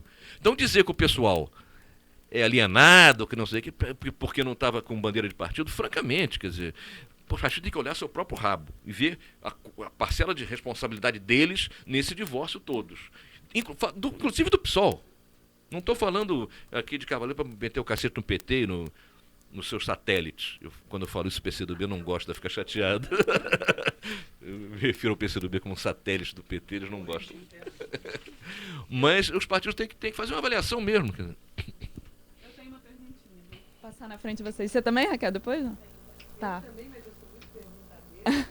Não, eu vou fazer só uma. Você estava falando de mídias digitais, dessa modernidade. E você é jornalista, eu queria que você falasse um pouco como era atuar num jornal na época da ditadura. Eu sou de outra geração, quero ouvir um pouco. Eu vou decepcionar você. No tempo da ditadura eu não trabalhei em jornal, eu estudei engenharia. Sim. Eu virei jornalista por acaso. Virei jornalista porque lá fora eu tive momentos de relativo conforto na Suécia, onde eu fazia trabalho braçal logo que cheguei. Mas o trabalhador braçal lá vive relativamente bem. Depois que eu aprendi o sueco, subi um pouco na escala social, no período final, trabalhava em creche. E é um negócio interessante. Os suecos botam meio a meio homem e mulher em creche para combater o machismo do berço. Para a criança ver o homem trocar fralda, limpar a bunda da criança, dar comida e tal. Então, vivia relativamente bem. Agora, tive momentos muito difíceis no exílio, materialmente falando. Quando voltei, eu tinha um amigo que dizia que era um especialista em generalidade. Eu sabia um pouco de tudo, mas não tinha uma profissão definida. Por acaso alguém me lembrou que eu poderia requerer o registro de jornalista, porque tempo de faculdade de engenharia, eu trabalhei um relatório reservado, uma bobagem um pouco, e foi antes da lei que instituiu o registro. Quem tinha trabalhado antes podia requerer como direito adquirido. Eu requeri, mas eu não sabia nada. Eu tinha um bom texto, eu sempre tive um texto razoável, e tinha conhecimento geral, que aliás insisto que é fundamental. Essas duas qualidades principais é isso. É ter conhecimento, saber das coisas e saber escrever. O resto você aprende com mais facilidade. Você pegar um garoto, eu já selecionei repórter, já selecionei estagiário. Pegar um cara que saiba as técnicas todas, que não tenha conhecimento geral, que escreva mal, tá lascado. Eu faço o inverso. Eu quero saber o que ele sabe das coisas, como é que é o texto dele. O resto eu ensino fácil, não tem problema. Nos anos 80 eu fiquei aqui e ali, eu só fui para a grande imprensa nos anos 90, por um acaso, inclusive. O Milton Temer, que já era muito meu amigo, ele era amigo do Evandro Carlos de Andrade, que era o diretor de redação do Globo. E o Milton insistia, você quer ir para a grande imprensa? Mas eu digo, mas eu quero ir, mas como é que eu faço? Eu não podia entrar como foca o estagiário, porque eu já tinha mulher, filho, tinha, enfim, 2 filhos já, e minha mulher chilena também também era outra especialista em generalidade, uma confusão. Mas houve uma vaga na editoria de política como redator, e aí eu topei, eu estava empregado, larguei, vou enfrentar. Cheguei lá, avisei pro meu chefe, foi amigo dele, o Mário Marona. Disse, mas não sei nada de jornalismo, não. Ele disse, não tem problema, você escrever bem sobre a política e souber trabalhar sob pressão. Aí ele ainda brincou, não, mas pelo teu currículo você trabalha sob pressão. Então, porque era o trabalho de fechamento. Então, efetivamente, em poucos meses eu estava, enfim, lá e fui aprendendo na prática. Então, Tem a Raquel, Estou na fila também, mas ela espera aí. Pacientemente. Bom, sou Raquel Júnior, estou atualmente na EBC, na Empresa Brasil de Comunicação. tem sequelas. Estou trabalhando com rádio, já estive aqui no NPC, continuo colaborando por muito tempo, também na Fiocruz. E, Cid, uma questão que me intriga muito, por isso eu gosto tanto de ouvir as histórias da época da ditadura, é a coragem dos militantes, assim, esse limite entre abrir mão da sua vida pessoal, privada. Por muitas vezes eu fiquei pensando se eu estivesse no período da ditadura, se eu faria o mesmo que você, né? Essa questão sempre me intrigou muito. Será que eu teria essa coragem, esse desprendimento? Então, eu queria ouvir um pouquinho mais sobre isso e eu queria relatar também o que eu ouvi na OAB da sua enteada, da Carmen. Eu ouvi com Fiquei muito emocionada com a história da Carmen, que participou das manifestações agora e foi detida, né? E ela falou, ela inclusive disse que não gosta de falar muito, né? Assim, mas naquele dia ela se prontificou a falar na OAB, né? E aí logo me relacionei. Como a Carmen hoje está sendo detida, né? O pai, padrasto dela, passou por isso antes. O pai dela mora na Suécia até hoje. O pai dela também. O pai e a mãe saiu exilada também. Então, ela tem esse histórico nos pais, né? Dos pais, hoje foi para a rua para militância, passou por isso. É claro que são situações totalmente diferentes. E a gente vem com essa discussão também do vandalismo, que tem sido muito tratada pela mídia e de uma forma muito equivocada muitas vezes. São todos vândalos. E a gente sabe que ali no meio tem todas essas questões, podem ter pessoas infiltradas, acho que a gente não vai conseguir saber isso agora, mas como a gente separa ali dentro aqueles jovens que estão soltando ali no momento da manifestação revoltas e estão dispostos a uma coragem maior do que talvez a grande massa não tenha, de ir para frente, de enfrentar a polícia, porque acha que é uma forma de fazer a revolução, né? Queria que você comentasse essas relações. Olha, como é que tem sido a mecânica dessas manifestações? a manifestação ela é pacífica. Quando ela acaba, começam os caras de máscara a quebrar coisa. A partir daí, a polícia vem e prende os manifestantes. não os vândalos, os manifestantes. Quer dizer, tem sido sempre assim. Entende? Essa coisa tá esquisita. Eu cheguei a botar no Facebook, tinha mais uma passeata dessas aqui, eu disse, olha, Cabral, um conselho para você e tal. Da outra vez, a passeata acabou na Cinelândia, foi um pessoal para a Alerj que fez quebra-quebra lá e tal. É um alvo a Alerj por tudo que ela representa. Amanhã vai ter outra passeata, bota a PM já em torno da Alerj para evitar isso. Entende? Porque é capaz de ter de novo. Enfim, não vai ter confusão no meio da passeata, nunca tem. Mesmo lá na casa, na frente do Cabral, o pessoal fica lá, faz gracinha, ou no Copacabana Palace, eu achei ótimo por essa manifestação. Acho que o humor é sensacional, sensacional. Você botar o adversário político no ridículo é ótimo. O Chile, eu morei lá um tempo e fui casado depois de 10 anos com uma chilena. E eles têm um repertório de ditos populares muito interessantes. Um deles, aplicado à política, é que del ridículo não há volta. Quer dizer, o cara que caiu no ridículo, esse está lascado. Então, essa coisa... Bom, mas a mecânica tem sido essa. Acho que está na hora... Que o problema é que a gente não pode contar com a polícia para combater o vandalismo. A polícia está permitindo o vandalismo e está depois espanando manifestantes e não manifestantes. Eu acho que há uma decisão... Não tenho provas disso, mas eu tenho a impressão que é uma decisão dos altos escalões, não sei se da polícia, mas do Cabral, de repente, é bem capaz disso, de não reprimir o vandalismo em si. Agora, o vandalismo é ruim. É ruim. Essa coisa de dizer que não estamos quebrando a loja da burguesia e tal, não tem sentido esse negócio, francamente. Não é assim que se combate a burguesia. Quebrando a loja, pegando... Não, porque vamos dar essas camisas para não sei quem. Não tem sentido. Entende? Não é a questão mais grave. A violência policial é infinitamente mais grave. Mas é uma questão que pode funcionar contra o movimento. Essa coisa de ficarem depois quebrando. E é um troço meio armado. Os caras... Eu estava na Candelária, na passeata das centrais sindicais. Eles se concentraram, esses black blocs, se concentraram lá, todos com o rosto tapado e tal, com mochilas pesadas. Entende? Ali, não sei o que tinha, não tinha muda de roupa, não. Era claramente mochila. E então se organizaram todos de preto, etc. e tal. Enfim, é preciso ver isso. Agora, isso é um trabalho da polícia, um trabalho de inteligência. Entende? Um trabalho de inteligência. É muito mais fácil combater isso com inteligência do que com pancadaria. E a pancadaria não tem sido sequer em cima desses caras. Tem sido em cima dos manifestantes depois que termina. O Black Bloc é uma tradição de defesa das passeatas contra a repressão policial. Na história das manifestações na Europa e tudo mais, o Black Bloc cumpre muito esse papel. Mas não tem jogado esse papel aqui. Eu acho até que tenta jogar, mas nisso que você está falando de você... Ali tem vários grupamentos, não é um único grupo. Entendeu? E existe muita gente infiltrada, existe P2 infiltrado, existe uma série que estimula esse tipo de coisa também. Sim, mas aí não tem repressão. Mas eu não vi nenhuma das passeatas que esses caras eles fizeram quebra-quebra, né? Eles estarem defendendo a passeata. Eu não vi. Pode ter havido, mas a impressão que eu tenho é que quando acaba, eles vão tocar, fazer sua festa depois.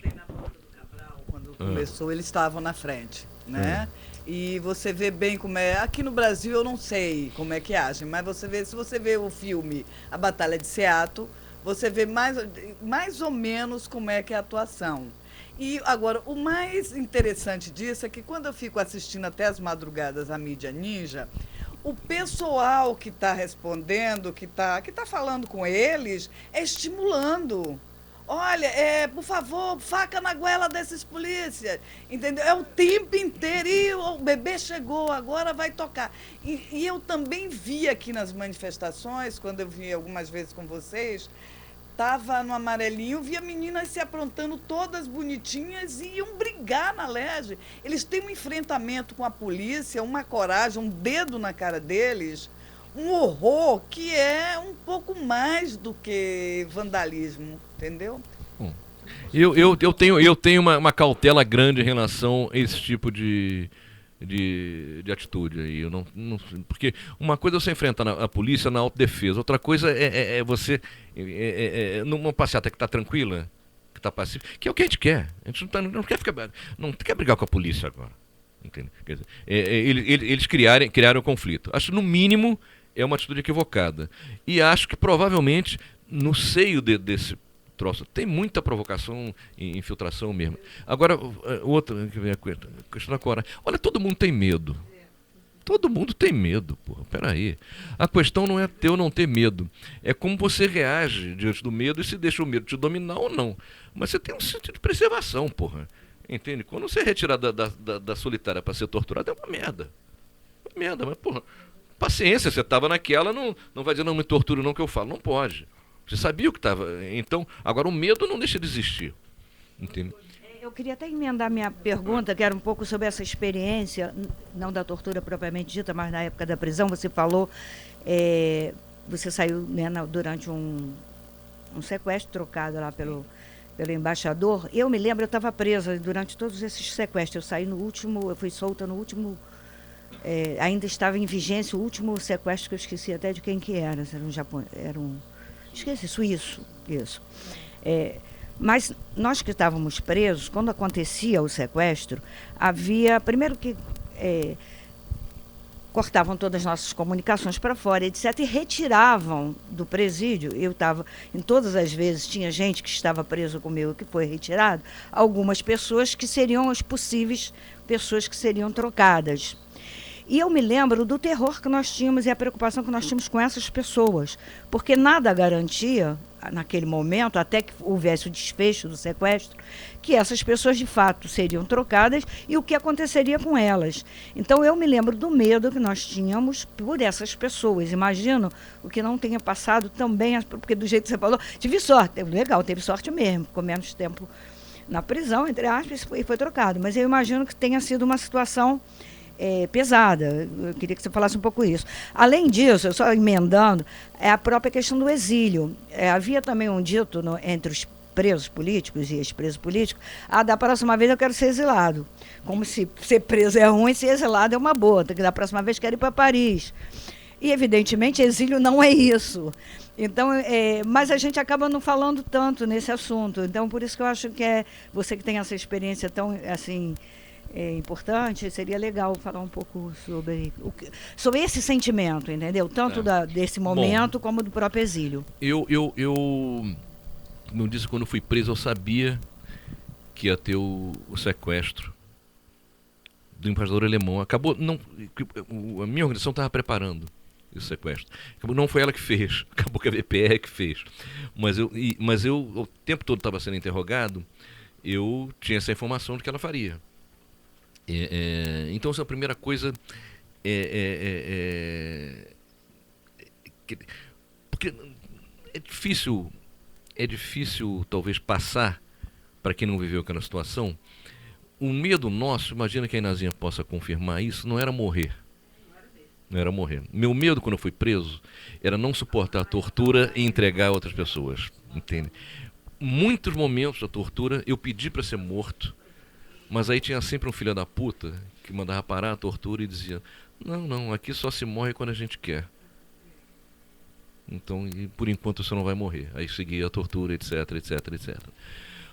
Quando eu fui pro DOPS, primeiro fiquei isolado no DOPS, numas celas, até para as memórias, eu consegui, com a Marta Rocha, delegada, que é minha amiga, fazer foto do lugar que me deixaram lá, chamado Ratão, que é um lugar que não tem grade. É um cofrezinho assim, e uma porta maciça, e também, como eu não queria assinar nada, me deixaram aí para não contaminar com um mau exemplo os outros presos que estavam fazendo depoimento em cartório e tal. E era um lugar realmente lúgubre, você fica ali e tal. Agora, para que se veja como as coisas têm duas faces sempre. Primeiro, para quem vem do inferno, aquilo era pelo menos o purgatório, ou quase o paraíso. Ninguém me encostou a mão ali no DOPS. Segundo lugar, o DOPS do Rio, diferentemente de São Paulo ou Rio Grande do Sul, era uma casa de repouso. Era uma casa de repouso. alguma visita, tinha visita e significa que vai ter bolo, torta, não sei o que, brigadeiro, entrava, a gente dava um pouco para os policiais e dividia lá. Mas eu mesmo isolado nesse ratão, fizeram entrar um violão para mim. E o ratão, a porta do ratão dava para o corredor do DOPS, que era em L assim, e as outras celas, e esse ratão era a surda lá. Então eu tocava violão, cantava, a gente fazia uma roda de samba sui generis. Eles não me viam, não viam, e o pessoal cantava e batucava, eu tocava o violão lá dentro do DOPS. Quando todo mundo acabou de fazer o depoimento, chamaram meus pais para me pressionar, olha, vai voltar para o DOI-CODE, vai voltar a ser torturado, etc. E eu dizia o seguinte, na verdade o que eu queria era um pouco dar o exemplo, eu estava com um pouco de medo daquela história de que a guerra acabou. Passou a tortura, estamos aqui no DOPS e tal, quando a qualquer momento podíamos voltar para o DOI-CODE, como voltamos. Então eu disse, a guerra não é assim e tal. E aí eu justificava para os policiais dizendo que eu estava muito incriminado e tal, mas tinha gente com poucas ações armadas ou com nenhuma e tal, que eu não ia contribuir para piorar a situação de ninguém, então eu não ia assinar nada. No final, bom, minha mãe chorava, meu pai, oficial do exército, ia de terno e ficava assim, calado durante a negociação e dizia, meu filho, a Inazinha conheceu ele, disse assim, meu filho, estou orgulhoso do seu comportamento, a decisão que você tomar terá a minha integral solidariedade. E no final, um escrivão, de nome Mazzini, ele fez uma proposta, que eu assinasse os inquéritos, mas sem constar nome de ninguém. Eu disse, tá bom, isso é razoável. Aí voltei ao convívio dos presos lá, mas pouco tempo depois ele voltou pro DOI-CODE. No DOPS, quando eu saí do cafofo aquele, eu recebi um maço de cigarro, mandado pela minha namorada, com um codinome dela. Eu nunca fumei na vida. Isso é legal, então. Fui ver, tinha lá uma letra miúda, confirmando que eu mandasse os nomes e tal. E era uma coisa muito difícil isso. Veja, eu não me sentia com segurança para compartilhar a informação que ia haver um sequestro, que eu estava mandando nomes, com outras pessoas. Que poderíamos voltar para o DOI-CODE, como efetivamente voltamos. Por outro lado, eu sentia que tinha ali o destino de algumas pessoas na mão, quer dizer, quem sai, quem não sai. Eu não sabia quantos nomes sairiam, nem quantos nomes do MR8 iam sair. Fiz uma lista de 7 ou 8 nomes lá.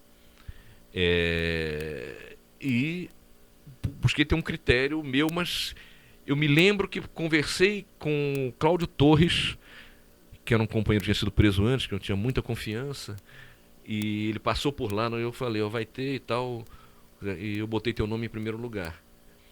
E tinha posto mesmo. Só que o Cláudio, ele, por uma intriga interna da esquerda, o Toledo acabou tirando o nome dele da lista e tal. Ele foi o primeiro da lista do sequestro seguinte, mas aí foi vetado porque tinha participado de um sequestro. Entendeu? É um cara excelente, eu presto uma homenagem a ele nas minhas memórias, mas não botei o nome do Cláudio em primeiro. Mas aí quando voltei pro DOI-CODE, fica aquela história, porra, esse cara não faz um sequestro? Cada dia que passa, cada dia que passa. Não voltei a ser torturado, embora fosse muito ameaçado. E quem teve preso, ou quem viveu em quartel, conhece o toque de silêncio, é muito bonito. Tocam às 10 da noite, é um troço melancólico, é muito, muito bonito e tal. Então eu ouvi aquele toque de silêncio e dizia, bom, vou descansar aqui, tratar de passar um bom tempo aqui dentro e tal. Até que num dia determinado, me tiraram da prisão, da solitária, que eu fiquei sempre em solitária no DOI-CODE. Me vendaram, não me algemaram com a mão para trás, que era uma coisa que sempre fazia, mas só me vendaram. E me levaram, eu senti que passei pela principal sala de tortura, me levaram para outro lugar com o chão molhado. Eu disse, porra, vamos voltar de novo com esse negócio de choque, porra. Só que os caras estavam me segurando e tal. Eu disse, bom, enquanto eu tiver alguém me segurando, ninguém vai me dar choque. Aí um deles disse, olha, mudou, uma reviravolta, nós estamos fuzilando as pessoas. Você vai ter que abrir uma pessoa pelo menos, senão você vai ser fuzilado. Eu disse, bom, estou tanto tempo preso, não tem como abrir ninguém. Então. Aí fizeram um fuzilamento simulado, apontar, preparar, apontar fogo. O cara levantou e me deu um barbeador. Aí ele disse, faz a barba. Aí eu fiz como pude lá, né, com água, com a pia e tal. voltei para a cela. Já não voltei de venda. E essa coisa de eles usarem venda e capuz é muito ruim.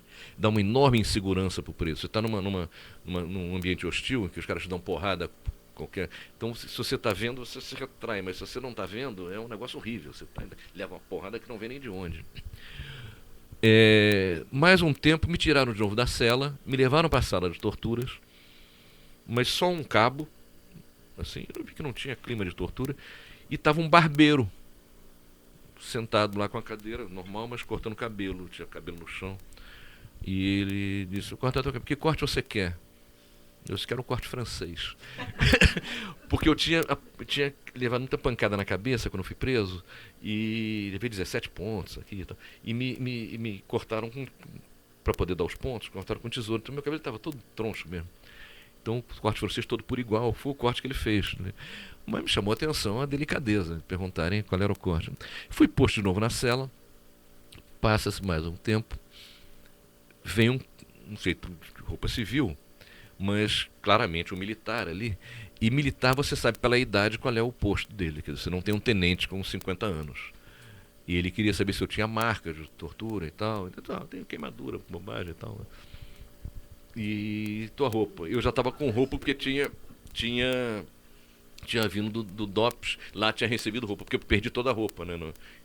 Não tinha roupa quando. Mas eu não tinha meia, então ele tirou a meia de um outro preso lá. Isso é comum, tira a roupa de um, bota no outro, né? Bota essa meia, bota a meia. Bom, vou sair. Essa preocupação toda. Só que isso tudo foi de manhã. Rolou o dia inteiro, nada aconteceu. Quando chegou de noite, bom, vou descansar minha cabeça aqui, deitei para dormir e tal. Mas de madrugada, acordei com um pontapé essas botinas, que a porta tem grade, mas a parte de baixo tem um latão assim, então eles dão uns pontapés ali, fica perto do ouvido, levanta e tal. Para sair e ficar com o cara na parede. Eu vi presos que não estavam no DOI-CODE, bom, fizeram o sequestro. Essa posição também de botar o preso em pé com o nariz perto da parede, eles gostam muito. De repente passa um filho da puta deles e empurra assim, a nuca, você dá uma narigada na parede. Mas, bom, agora teve o sequestro. E efetivamente, depois fomos postos no Camburão, e no Camburão, a caminho do Galeão, tinha alguém que já sabia, não, foi um alemão mesmo e tal. Disse, pô, beleza. E então saí. É uma sensação muito boa, né? Muito boa, porque a situação, naquela época, você está preso, principalmente no DOI-CODE, tudo podia acontecer daí a 10 minutos. Podia voltar para a tortura, podia ser morto, podia ser.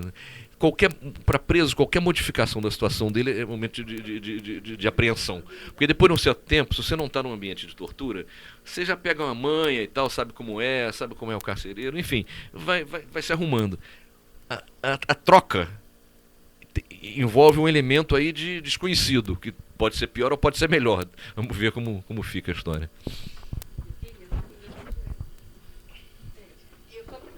Tá, depois eu pergunto. É porque eu não fiz nenhuma ainda. Eu não fiz nenhuma pergunta ainda, tenho direito. Eu vou fazer logo duas. Sou Cláudia Santiago, jornalista e professora do Núcleo Piratininga e coordenadora da Livraria Antônio Gramsci. Duas perguntas. Eu fiquei com uma curiosidade, você falou da diferença do DOPS Rio e DOPS São Paulo. Eu gostaria de saber o que justificaria essa diferença. E a outra questão é se, olhando de hoje para aquele tempo lá, você considera que a luta armada foi realmente a melhor opção? Como é que funciona? Porque nem todo mundo achava que ela era a melhor opção. Como você avalia? Bom, primeiro, o DOPS de São Paulo era muito ativo e concorria, inclusive, com a OBAN, que depois virou DOI-CODE, eu acho pela força do Fleury, pela personalidade, pela força que ele tinha, pelo peso que ele tinha na Polícia Civil.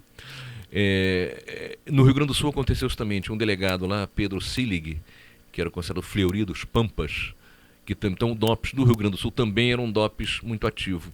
E pode ser que tenha havido em outros estados, mas eu não conheço. No Rio era o paraíso. Você teve no DOPS, Nazinha? Que é ali junto, mas era o que todos queriam ali.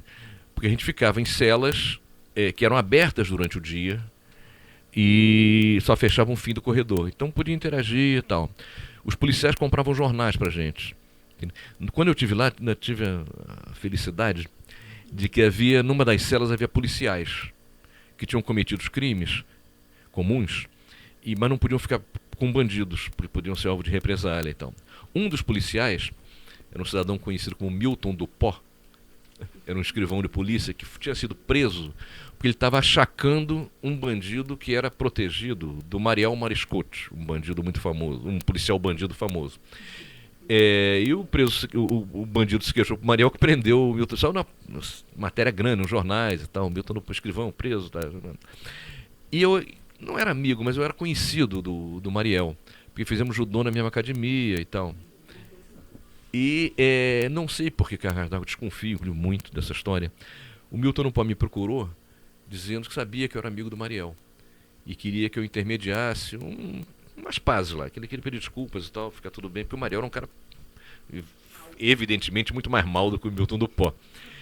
E o Milton Dupont tinha televisão na cela dele. Tinha televisão, tinha uma geladeira, tinha um uísque, tinha gelo, e tinha um negócio que ele achava o máximo, que era um baralho de mulher nua, com pote de mulher nua. Ele achava aquilo sensacional. Ele jogava com os policiais lá, tomando uísque, e me convidou para participar dessa partida. Eu disse, Milton, eu venho, mas o problema é o seguinte, nós dividimos tudo aqui, que vem de fora e tal. Se eu não vou ficar chato eu ficar tomando teu uísque, tem que abrir pro pessoal também. Então. Ele disse, mas aí vai acabar meu uísque. E é verdade, tinha muito mais preso político. Ele tinha razão. Eu disse, bom, então não vai ficar chato. Mas o fato é que eu consegui, tinha o primeiro jogo da Copa do Mundo, a gente estava lá. E eu consegui que o Milton Dupont, depois de muito resistir, pegasse a televisão e pusesse na cela maior. Nós vimos o jogo no Brasil, Tchecoslováquia e tal.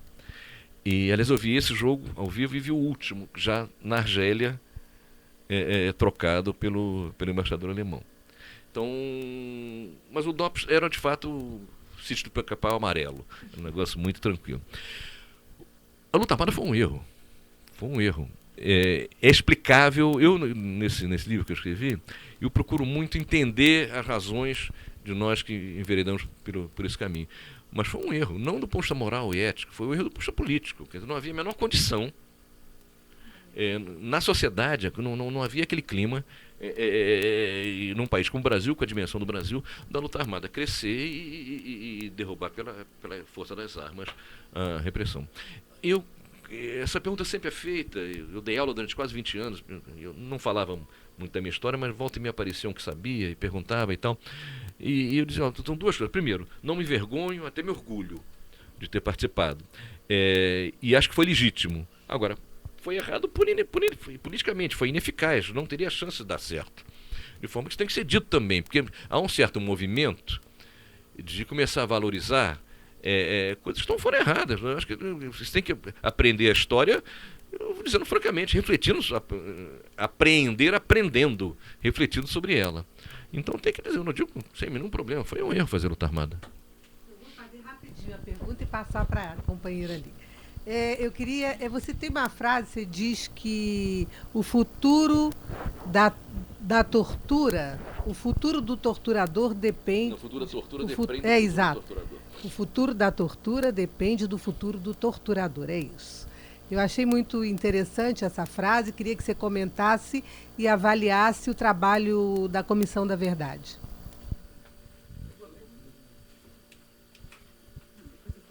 Eu acho que você pode falar também, o nome do livro é Graças à Vida. Memória... Vamos ter aqui na Livraria Antônio Gramsci, com certeza, em breve, né? Vai lançar no segundo semestre. E eu vi em alguma entrevista que você já deu sobre o livro, que você diz que vai apanhar de muita gente, que o PT vai bater, o PSOL vai bater. Quero saber por quê. Tá. A primeira pergunta foi sobre a Comissão da Verdade. Sobre a Comissão da Verdade. Olha, seguinte, eu acho que a esquerda com frequência a mesquinha luta por direitos humanos. Vamos explicar melhor. Tem um certo sentido utilitarista disso, como se fosse uma luta, quer dizer, estão reprimindo, então contra a repressão a gente levanta a bandeira dos direitos humanos. Eu acho que os direitos humanos é muito mais do que isso. É um compromisso inalienável, digamos, com outro tipo de respeito às pessoas que tem que marcar uma sociedade futura. Então, mesmo que não houvesse a repressão batendo, direitos humanos, tá. Não é só uma bandeira contra a repressão de direitos humanos. Eu acho que tem que ser um compromisso muito forte para quem quer construir uma sociedade diferente. A Rose briga comigo porque eu não tenho ódio dos meus torturadores. Ela acha que eu tenho. O ódio é uma questão muito pessoal. Eu respeito quem tem. Acho que é um direito quem tem. Eu não tenho ódio pessoal dos torturadores. Acho que eles são diferentes. No livro eu entro um pouco nessa história e eu chego a dizer que pessoas normais são capazes de torturar. O que é um negócio absolutamente polêmico. Claro que um sujeito que vive torturando vai se transformar num anormal.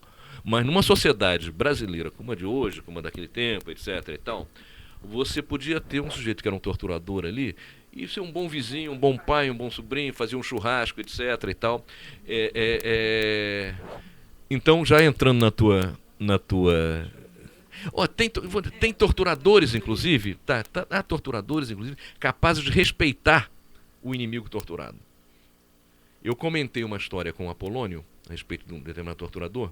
Eu não vou dar um nome, porque eu nem dou o nome dele no livro para não encher a bola do cara também. Mas ele tirou o Apolônio da cela uma vez e disse: Apolônio, eu consegui, um cara graduado no DOI-CODE, consegui para você o que nunca ninguém teve aqui. Você vai ter banho de sol 1 hora por dia. O Apolônio disse: pô, muito obrigado. Então, o cara, não, eu te respeito, você é um cara mais velho, está muito machucado e tal. Mas o Apolônio perguntou, o Apolônio de Carvalho, né, para quem não conhece, um veterano dirigente, era dirigente do PCBR aqui, foi dirigente na resistência francesa, na ocupação nazista, estava lá, e antes tinha sido combatente nas brigadas internacionais da Guerra Civil Espanhola também. E foi preso, teve comportamento heróico, foi muito torturado. E diante dessa oferta, o Apolônio disse: mas escuta, é só para mim ou é para todos os presos? E o oficial disse: porra, só para você. Então eu agradeço, mas vou declinar, porque eu não vou me sentir bem. Meus companheiros sem banho de sol, mesmo que não estejam sob tortura, mas sem banho de sol, eu no banho de sol. E aí o oficial perguntou: se vocês ganharem, o que é que vai acontecer comigo? O Apolônio disse: olha, eu não te vi me torturando, mas se você foi torturador, você vai ser fuzilado.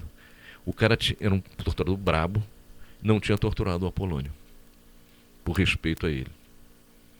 Entende? E há outros caras que são absolutamente maníacos. Entende? Há os estupradores, embora o estupro no Rio, pelo menos nessa época, fosse mais exceção do que regra, é preciso que se diga. Mas havia de tudo ali. Entende? Então, eu não sei se algum de vocês leu Hannah Arendt, ouviu o filme. Pois é. Ela foi estudar o caso do Adolf Eichmann, um dos piores criminosos de guerra nazista, surpreendeu, é um cara normal. Olha, eu quero chamar a atenção que isso é mais grave. É mais grave que pessoas normais sejam capazes de cometer essas barbaridades, porque não são só monstros que as cometem. Isso é uma das coisas nas quais eu vou apanhar. Entende? Eu já... Não, tem que ser punido, evidentemente. Eu acho, claro, a não punição do torturador.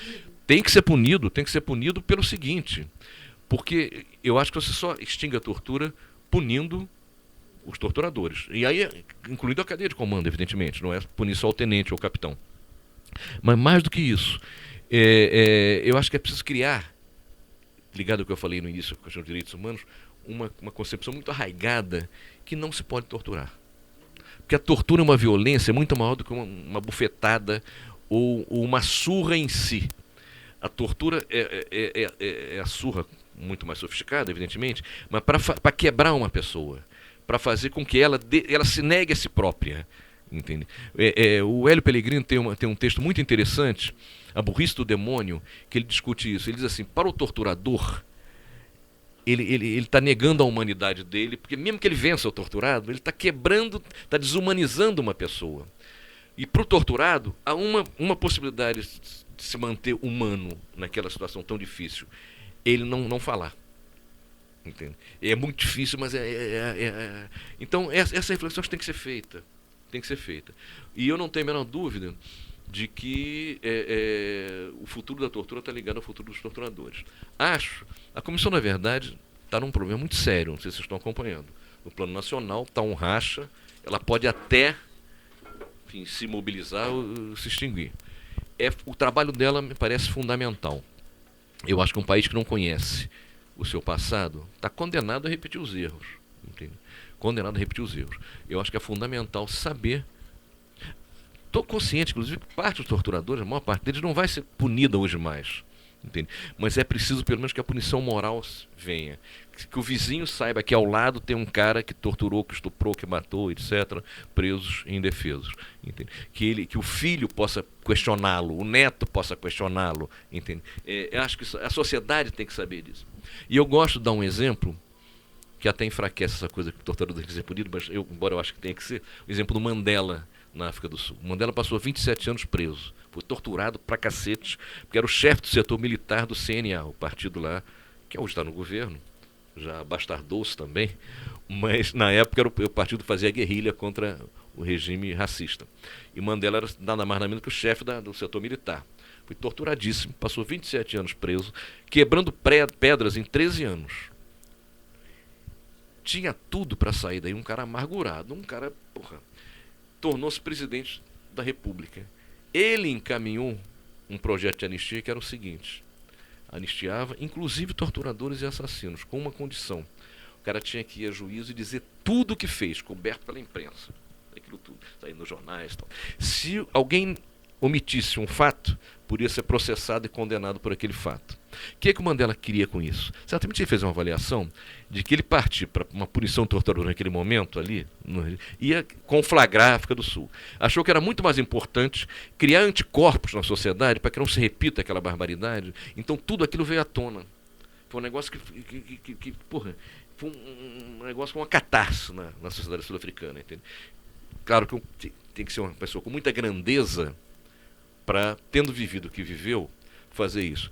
Não é à toa que eu considero o Mandela uma das grandes figuras, uma das maiores figuras do século XX. Quer dizer, uma figura não só de uma integridade moral e absoluta, com uma capacidade política muito grande. Quer dizer, ele várias vezes, o tempo que esteve preso, lhe foi oferecido a liberdade, desde que ele condenasse a luta armada, que já não era mais praticada. E ele dizia que não. Quem tem que condenar, quem tem que fazer autocrítica não é ele, quem resistiu, são os opressores. Então, figura admirável, Mandela.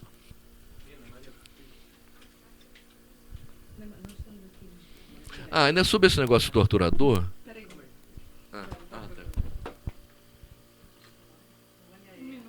Quanto tempo já não vocês fazem? A gente começou há 2 semanas. Estou falando demais? Estou falando demais? Vladimir no dia 4. Eu uso Ivan.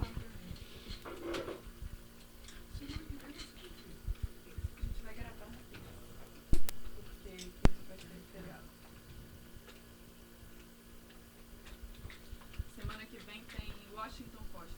É ótima figura. Falar da atuação do movimento operário. Boa Vai escolha. ser transmitido também na quinta, dia 25 às 7. Uma das figuras não só muito. Na terça.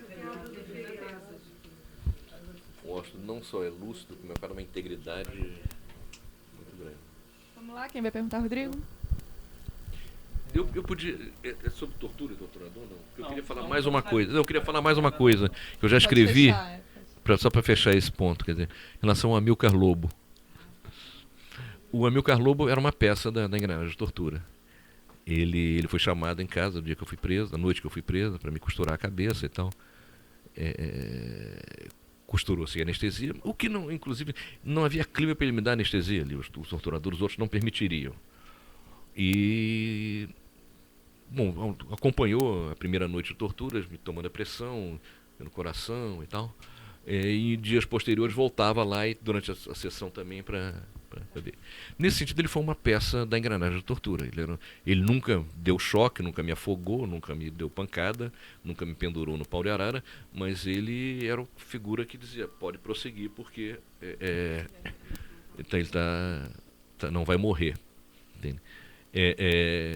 O Amilcar Lobo, ele deu demonstrações cabais de arrependimento. Eu afirmo isso. Nós fomos uma vez já nos anos 80, depois da anistia eu estava de volta, no consultório dele, ele era psicanalista mesmo. E um grupo com Modesta Silveira, que era deputado, e o Hélio Pellegrino, que estava em conflito com o Amilcar Lobo dentro de uma sociedade de psicanálise dessas. E um grupo de presos que tinham sido atendidos por ele no DOI-CODE. Tá? E ele ficou, enfim, chocado com a história, claro. Eu, sem que tivesse pensado antes, eu fiz um negócio que o desconcertou muito, que eu cheguei, botei meu nariz a 4 dedos dele, e eu sou fulano de tal, você lembra de mim, você fez assim assado, não sei o quê, blá, blá, blá, blá. Ele depois entrou num processo de arrependimento, de fato, deu várias entrevistas, deu informações que não se tinha, falou dessa casa de Petrópolis, essa casa da morte, identificou, ou confirmou a identificação de vários torturadores oficiais que serviram com ele. Por conta disso, sofreu um atentado, foi agarrado à força, deram-lhe uma injeção lá, que causaria um ataque cardíaco. Mas ele é médico, pegou um táxi, foi para o hospital, conseguiu um antídoto, um negócio desses. Ficou com tiques nervosos, ficou inteiramente estrábico no final da vida. Escreveu um livro em que ele conta as coisas. Ele não contou tudo. Ele, até morrer, e eu tive com a mulher dele, a viúva dele, que me procurou, alguns dias, ele insistia que não tinha dado pentotal, tal soro da verdade. E pelo menos em mim ele deu. E ela dizia, eu queria muito, mas ele me jurou que não. Porque isso era grave, ele dar pentotal, porque significava que ele não agia só como médico, ele estava participando do interrogatório. Entende? E ele disse, lamento, mas em mim ele aplicou pentotal. Mas não era outro médico, porque havia. Não, era ele mesmo. Bom. E eu tive uma parcela de responsabilidade, enfim, por ele ter tido um registro de médico cassado, porque eu no CREMEG, você estava esse dia lá, Nazinha? No CREMEG, uma assembleia do CREMEG lá, do Conselho de Medicina, para discutir o caso dele, eu prestei um depoimento dizendo o que aconteceu. E que efetivamente ele participou da minha equipe de tortura. Ele teve registro cassado, pressionado pelos militares, pressionado pela esquerda, porque ele não contava tudo, entende? Bom, acabou indo para o interior, viveu lá num sítiozinho com a mulher. Aí, a coisa de um mês e meio, houve um ato na PUC que falou sobre o Amilcar Lobo, e a filha dele estuda na PUC. A filha disse que não queria ir aquele dia porque iam falar do pai dela, não sei o quê. E então a viúva foi, pediu a palavra e disse, não é torturador não sei o quê. Enfim, defendendo lá a memória do ex-marido. Por conta disso, ela escreveu um artigo no Globo, defendendo a memória dele, dizendo que ele servia lá, não podia, enfim, atender os presos que era obrigado a atender, mas que só fazia isso e tal. Eu escrevi um artigo 2 dias depois, foi publicado, em que eu admito que ele se arrependeu. E, inclusive, digo, olha, nós erramos com ele. Quando ele começou a falar, em vez da gente pressioná-lo mais, quer dizer, eu usei até uma expressão, estender a mão, depois eu tirei, mas procurá-lo, e, enfim, apoiá-lo nesse movimento, entende? Não só porque era mais eficiente, eficaz do ponto de vista político, porque ele podia falar muito mais coisas, como até era mais humano. Ele já estava um farrapo, entende? Os últimos dias dele, ele já morreu, a mulher dele, depois desse artigo que eu escrevi, ela me procurou, chorou no meu ombro, me agradeceu por tê-lo tratado como uma pessoa humana e tal, e contou, e eu não tenho razões para achar que ela estivesse mentindo, que ele tinha pesadelos incríveis, sonhando que ele estava sendo torturado. Entende? Quer dizer, acho que foi um pouco de maturidade nossa, quer dizer, e eu me incluo aí, eu estive na linha de frente, nunca gritei com ele, mas na acusação no CREMEG, lá no consultório dele e tal. Eu acho que se a gente tivesse tido outro tipo de comportamento, teria ajudado uma pessoa que estava sofrendo e que estava muito mal mesmo, virou um farrapo de gente, e teria obtido dividendos do ponto de vista de saber, ter mais informações e tal. Eu brincava muito com a Rosa, ela disse que eu fui defendendo torturador, mas, quer dizer, efetivamente, quer dizer, eu posso ter minhas sequelas da tortura, mas eu tenho uma vida absolutamente normal. E ele estava um farrapo depois disso tudo. Então, sei lá, eu não me sentia à vontade de chutar cachorro morto, sabe? Era uma coisa meio até por questão de humanidade, de não Vamos ver. Cid, continuando aí as memórias e pós-prisão, pós-troca, quero saber um pouquinho do exílio, esse tempo de exílio, 10 anos, né? E aí 2 questões, um pouco pegando o que a Raquel falou, o exílio num tempo pré-internet, pré-redes sociais, pré-Brasil, Brasil de hoje, ou seja, distante mesmo, e essa coisa da personalidade, identidade, como você também falou que na Suécia tinha até uma vida mais razoável, se não pensava, de repente abandona tudo, seguir uma nova vida, uma nova identidade, acabou Brasil, acabou política, acabou você aqui, vou seguir minha vida na Suécia, ou se não, todo dia acordava pensando no Brasil, o tempo todo foi assim, e depois a volta, quando voltou já redemocratizado o país, cruzar com as pessoas, com os locais. Olha, como eu disse, eu vivi 2 exílios, né? Um primeiro preparando a volta clandestina e um segundo esperando a volta legal. Se há um conselho que eu possa... Conselho é um negócio complicado, a pessoa só aceita quando já está naquele caminho mesmo, mas ainda compreendendo que isso é assim, se há um conselho que eu daria para alguém que vai viver um exílio, se integrar naquele país, aprender a língua, conhecer a história, enfim, não ficar achando que está de passagem ali, porque se ficar de passagem, fica 10 anos de passagem, porra, sabe, quer dizer, então tem que se integrar no país efetivamente. Coisa que eu não fiz. Não fiz, essa coisa, né? Experiência é aquela coisa que é um farol, já diz o Delfim Neto. É um farol, mas voltado para trás, que é onde te ilumina, só mostra o que você fez de errado. Né? Eu não acordava todo dia pensando no Brasil, quando morava na Suécia. Bom, antes de ir para a Suécia, eu já tinha morado, passei 1 ano em Cuba. Já numa segunda passagem por Cuba, em que eu não tinha nada a ver com a volta clandestina. Eu trabalhei lá como engenheiro, embora não tivesse aprendido nada de engenharia aqui. Eu fiz um excelente curso, ensino médio, básico e médio, em escola pública, mas excelente, isso me garantiu muito. Só que eu tinha um problema, né? Eu gostava muito de Cuba, mas a minha filha nasceu no Chile, no período Allende, porque depois que ficou inviabilizada a minha volta e a volta da mãe dela, da Isolde, nós tínhamos entrado com documentos falsos e era um problema. A polícia era a mesma, era o governo Allende, era a mesma polícia do tempo do Frei e tal. Então chega lá na polícia com aqueles documentos já nos dá problema. A gente tentou contatos pela esquerda chilena, só que a coisa demorou tanto que veio o golpe e nós não estávamos com os documentos nossos. E mais ainda, ela engravidou e já nasceu minha filha e não pôde ser registrada. Entende? Eu tinha um documento equatoriano lá. Eu não tinha sentido registrar minha filha como equatoriano.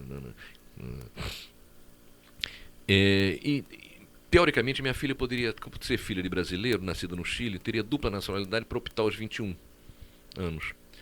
Quando nós chegamos no México, saímos do Chile pela embaixada do México, chegamos no México, fomos no consulado do Chile, muito bem recebidos lá pelo cônsul, mas o cara disse, olha, eu sou identificado como um cara de esquerda, vou ser punido, vou mandar para algum país da África e tal, não posso fazer o registro dela. Tá bom. No consulado brasileiro, o cônsul não nos recebeu. E aí, entre as mesquinharias todas que fizeram, essa mesquinharia contra filho, contra criança, é um negócio que não tem justificativa nenhuma. Que não me desse passaporte, que quisesse, tudo bem, mas...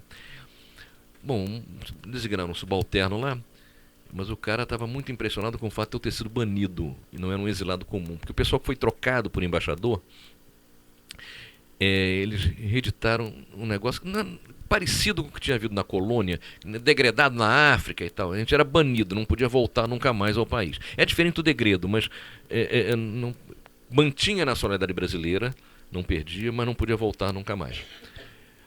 Esse subalterno lá do consulado brasileiro no México, ele saiu a tese de que eu, como banido, teria me tornado um morto civil. E depois disso, depois de ser um morto civil, tinha uma filha que isso não conjuminava muito. Eu disse, olha, tá bem, eu só posso mostrar que ela está aqui no meu colo. Então... E nós fomos para Cuba, que a gente estava muito sem dinheiro, a gente tinha $20 só no bolso. E uma filha pequena, de 3 meses, enfim. O México não deu residência. O México só deixou que ficasse lá o pessoal chileno. O pessoal de segundo exílio, que já estava exilado no Chile e tal, eles tiraram do Chile, agora você se vê, né? Deram um documento de viagem que valia 1 ano, mas que perdia o valor quando você chegasse num país que tivesse relações diplomáticas com o seu país de origem. Então, naquela circunstância, a gente ir para a Europa, com $20 no bolso, com um passaporte que ia perder, nem passaporte, um documento de viagem que ia perder a validade quando a gente chegasse num país. Enfim, era uma coisa sem sentido. E então, a gente optou, foi para Cuba, a gente passou 1 ano lá em Cuba, quase 1 ano. Mas não virou o ano, porque eu precisava ir para um país que tivesse relações com o Brasil e com o Chile, para eu tentar dar uma existência legal para minha filha. Então, eu, enfim, trabalhei lá, foi um período que eu gostei muito, fiquei 1 ano trabalhando com engenheiro lá em Cuba, mas fomos para a Suécia. Por que Suécia? Porque eu era amigo do pessoal da Anistia Internacional da Suécia e tinha amigos brasileiros já lá e tal. Assim mesmo nós chegamos, houve uma pressão da polícia sueca para que a gente pedisse asilo contra Cuba, a gente se negou, eles ameaçaram devolver, não para o Brasil, não devolveram para o Brasil, não devolver para Cuba, então devolve para Cuba. Mas a gente ficou detido, tendo que dormir num espaço lá, mas podendo sair durante uma semana, enquanto era interrogado pela polícia sueca. E na Suécia, na época, não sei como é hoje, na primeira semana a polícia pode expulsar quem chega ilegalmente, sem visto. A partir daí, se ela não expulsou, tem que mandar para o Ministério da Imigração. E quando a gente chegou, estava todo o pessoal da Anistia Internacional lá, inclusive o presidente internacional da Anistia Internacional, que era um sueco, Thomas Hammarberg. Então ficava meio chato devolver a gente ali direto. Acabou que o caso foi mandado para o Ministério da Imigração e 6 meses depois veio a decisão que a gente ia ficar lá. Então. Aí aquela coisa, aprendeu sueco e tal, aprendeu o idioma, até que se aprende o trabalho que tem, o trabalho braçal mesmo. Eu cheguei a trabalhar pouco, porque eu não peguei outros trabalhos melhores. Né? No caso do Porto, da Suécia, eu cheguei a descarregar saco de café brasileiro, 60 quilos. O guindaste pegava do navio, botava nos palanques lá, vinha pegar e levar. Depois de 8 horas fazendo isso, estava moído inteiramente. Mas aí preferi fazer limpeza, lavar prato e tal, enquanto fui aprendendo sueco. Aí com o tempo fui avançando, depois de dominar o sueco razoavelmente, peguei empregos mais qualificados. Mas o exílio é inteiramente diferente de uma viagem ao exterior. Não, estou aqui porque estou passeando, ou que estou estudando, ou que estou trabalhando por um tempo determinado e tal. O pessoal que era mais chegado a uma depressão, pessoal exilado, na Suécia, com aquele frio e aquela escuridão, tinha uma cama cheia para ficar deprimido. Entende? Depois, até você aprender, no caso do sueco, que é uma língua mais diferente, embora não seja difícil, ela é muito lógica, os verbos são como no inglês e tal, mas é diferente do que a gente sabe. Até você dominar razoavelmente, o fato de você falar mal o idioma acaba sendo um empecilho para você aprofundar relações com os locais. Quer dizer, você fala um pouco como um índio em cinema americano, não é incapaz de colocar nuances, então não é uma coisa complicada. E a colônia brasileira era pequena, lá em Estocolmo. Mas depois que eu separei da mãe da minha filha e casei com uma chilena, a Astrid, com quem depois eu vim a ter um filho, eu namoro no Brasil hoje, eu tenho um filho com ela, minha vida social se alargou muito, porque os chilenos se entrosavam com os hispanos em geral. E então era mais fácil e tal, enfim, não ficava a coisa tão limitada. Terminou com o meu maior amigo na Suécia, foi um uruguaio que era meu vizinho, que a Rose conheceu, esteve lá no Uruguai e o conheceu lá. Kátia, tem uma pergunta e aí a gente encerra. Eu queria fazer um último comentário dele também. Só se ele durar 10 segundos, porque a gente já passou muito do limite. Ela faz a pergunta, você comenta e o Cid encerra. Eu não sabia que eu era a última, então eu vou fazer 2 perguntas, assim, só para desesperar a organização do programa. Eu estou falando demais, tô? A gente que está perguntando demais. Né? Isso, assim. Cid, a primeira pergunta é assim, o que fica, olhando para trás, a sensação que a gente que não viveu, estou falando da minha geração, né?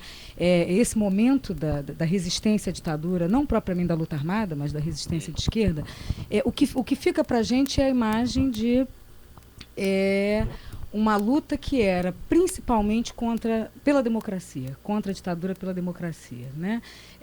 Isso influencia muito a maneira como isso é muito influenciado pela maneira como a gente pode ler o espectro político, o amplo espectro político que acolheu os então militantes da esquerda, né? Então, os militantes da esquerda daquele momento hoje estão num amplo espectro político. Eu queria te perguntar, essa é a primeira pergunta, qual era o caráter revolucionário, de fato, da democracia naquele momento, da luta pela democracia, e o que havia de luta revolucionária para além da democracia? Então, essa é uma pergunta das memórias. Como eu esperava que tivesse outra rodada, fui surpreendida aqui. Eu queria te fazer uma pergunta. Eu costumo visitar o seu blog de tempos em tempos, blog assim. ou Facebook? Facebook. Eu fiz um blog quando eu dava aula, eu botava, mas eu não tenho blog há um tempão. Mas na verdade eu quero fazer eu quero repetir uma pergunta que está no seu blog, que aí não... Meu blog? Eu não tenho blog há anos. Mas se você procurar na internet, aparece. Eu vou apagar isso, que não tem mais nada a ver com ele. Tem nada a ver, mas... Acredite que aparece. Acredite que aparece. E aí, trazendo para os dias atuais, porque a gente conversou um pouco sobre os dias atuais, né? Então, se eu não estou enganada, se o Google lá não me enganou, tratando de assuntos já mais antigos, mas a gente tratou aqui hoje de assuntos mais recentes, tá lá a pergunta em algum momento que qual é o limite, ou quais são os limites da decadência do PT? Alguém coloca lá.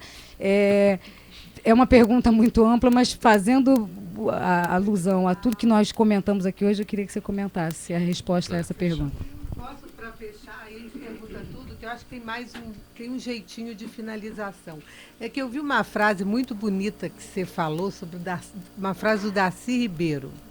Eu fecho a apresentação apresentação do meu livro com essa frase do Darcy, eu gosto muito dela. Fracassei em tudo quem diz é o Darcy Ribeiro, né? Fracassei em tudo que tentei na vida. Tentei alfabetizar as crianças brasileiras e não consegui. Tentei salvar os índios, não consegui. Tentei fazer uma universidade séria e fracassei. Tentei fazer o Brasil desenvolver-se autonomamente e fracassei.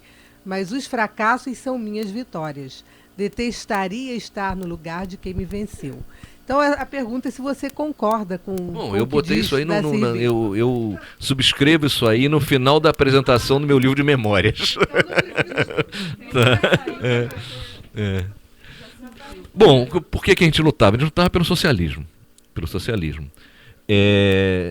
Nós, da dissidência e depois da MR8, na época tínhamos uma visão, inclusive que valorizava um pouco mais a democracia no socialismo do que a média das outras organizações. Mas, olhando para trás, eu vejo que valorizávamos ainda de forma insuficiente. E hoje valorizo muito mais do que valorizava naquela época. Mas era uma luta cujo objetivo era o socialismo. Tá? Como a gente enfrentava uma ditadura, as demandas democráticas estavam muito presentes, mas éramos todos socialistas, marxistas. Tá? A segunda pergunta... Olha, eu não quero nem me referir ao PT. E é difícil, uma pergunta até seria muito, enfim, abusado, os limites são esses. Eu vou falar em geral, eu acho que não há fundo do poço. Não estou falando do PT, não, estou falando em geral. A situação sempre pode piorar. E eu me lembro que uma das vezes que eu senti isso muito, refleti sobre isso, uma vez que eu estava no pau de arara, levando choque, e vi um cara chegando com um balde cheio d'água. Eu disse, porra, a situação sempre pode piorar, efetivamente. Quer dizer, não há fundo do poço. Entende? A situação do PT eu não sei. Eu tenho... O PT tem muita gente boa. E eu acho que esse é um capital da esquerda do país, não é? Nesse sentido, embora eu não vejo muito como o PT mantendo o governo federal, e olha que eu tenho votado no PT em segundo turno, eu não vou votar no Tucano, acabo votando no candidato do PT no segundo turno. Mas enquanto o PT mantiver o governo federal, com tudo que se implica, de 80 mil empregos e não sei o quê, e ilusão, inclusive, que estamos fazendo isso, quer dizer, na verdade, isso vai ser um elemento agregador que segura muito o PT. E acho que uma reorganização da esquerda passa o PT poder fazer essa revisão, entende? E não creio que ela vá ser feita com o PT no governo federal, entende? Então, na verdade, eu não consigo prever muitas coisas. Eu ainda acho que a Dilma ganha essa eleição. Dilma é o candidato do PT. Eu não vejo punch eleitoral na direita para ganhar. Agora, eu me pergunto se, em 2018, não estaremos perto, talvez, de encerrar o ciclo PT. E aí se coloca uma pergunta, quer dizer, de que terá servido esse período de 2 mandatos de 4 anos, portanto 16 anos, que transformações estruturais foram feitas? Entende? Quer dizer, falar em ampliação do salário mínimo, melhoria do salário mínimo, já estava vendo, e aconteceria mesmo com um tucano. Ampliação do mercado de trabalho tem pouco a ver com a questão externa, o aumento de emprego. O crédito é positivo e tal. Né? Bolsa Família é tipo daquela coisa que já se incorporou. Hoje, se alguém ousar tirar o Bolsa Família, o governo cai. Só dizer que atrasar, não sei, que já dá uma confusão do diabo em algum lugar. Então, eu não tenho dúvida que na próxima eleição, todos os candidatos vão defender o Bolsa Família, e alguns até os de oposição, dar um outro nome e aumentar em 5 reais o valor, entende? Não é Bolsa Família, o meu é o Bolsa não sei das quantas. E é melhor, porque vai ter 5 reais a mais e tal. Então está incorporado. O Bolsa Família foi aliás, é uma política preconizada pelo Banco Mundial, é bom que se saiba, entende? E é justo, é bom. É melhor ter Bolsa Família do que ter miséria. Entende? E já está entranhada, que não dá para tirar mais. Que dá para tirar num outro país, que tem a reforma agrária, que você não tem, que tem oferta de emprego para todo mundo, etc. De forma que o que eu temo mais não é tanto até onde o PT pode ir se embrenhar lá para baixo. Mas é o seguinte, qual terá sido o legado do PT quando ele deixar 4 mandatos de presidente da República? É um negócio muito, salvo uma modificação que eu adoraria que acontecesse, mas não vejo nos horizontes. Eu acho que é uma coisa, enfim, lamentável. Cid, muito obrigada pela sua presença aqui hoje, sua generosidade de contar a história. Obrigada aos convidados que fazem com que esse programa seja quase interminável, né? São muitos assuntos, passado, presente e até futuro, então vamos continuar semana que vem com Washington Costa, no dia 25, às 7 da noite.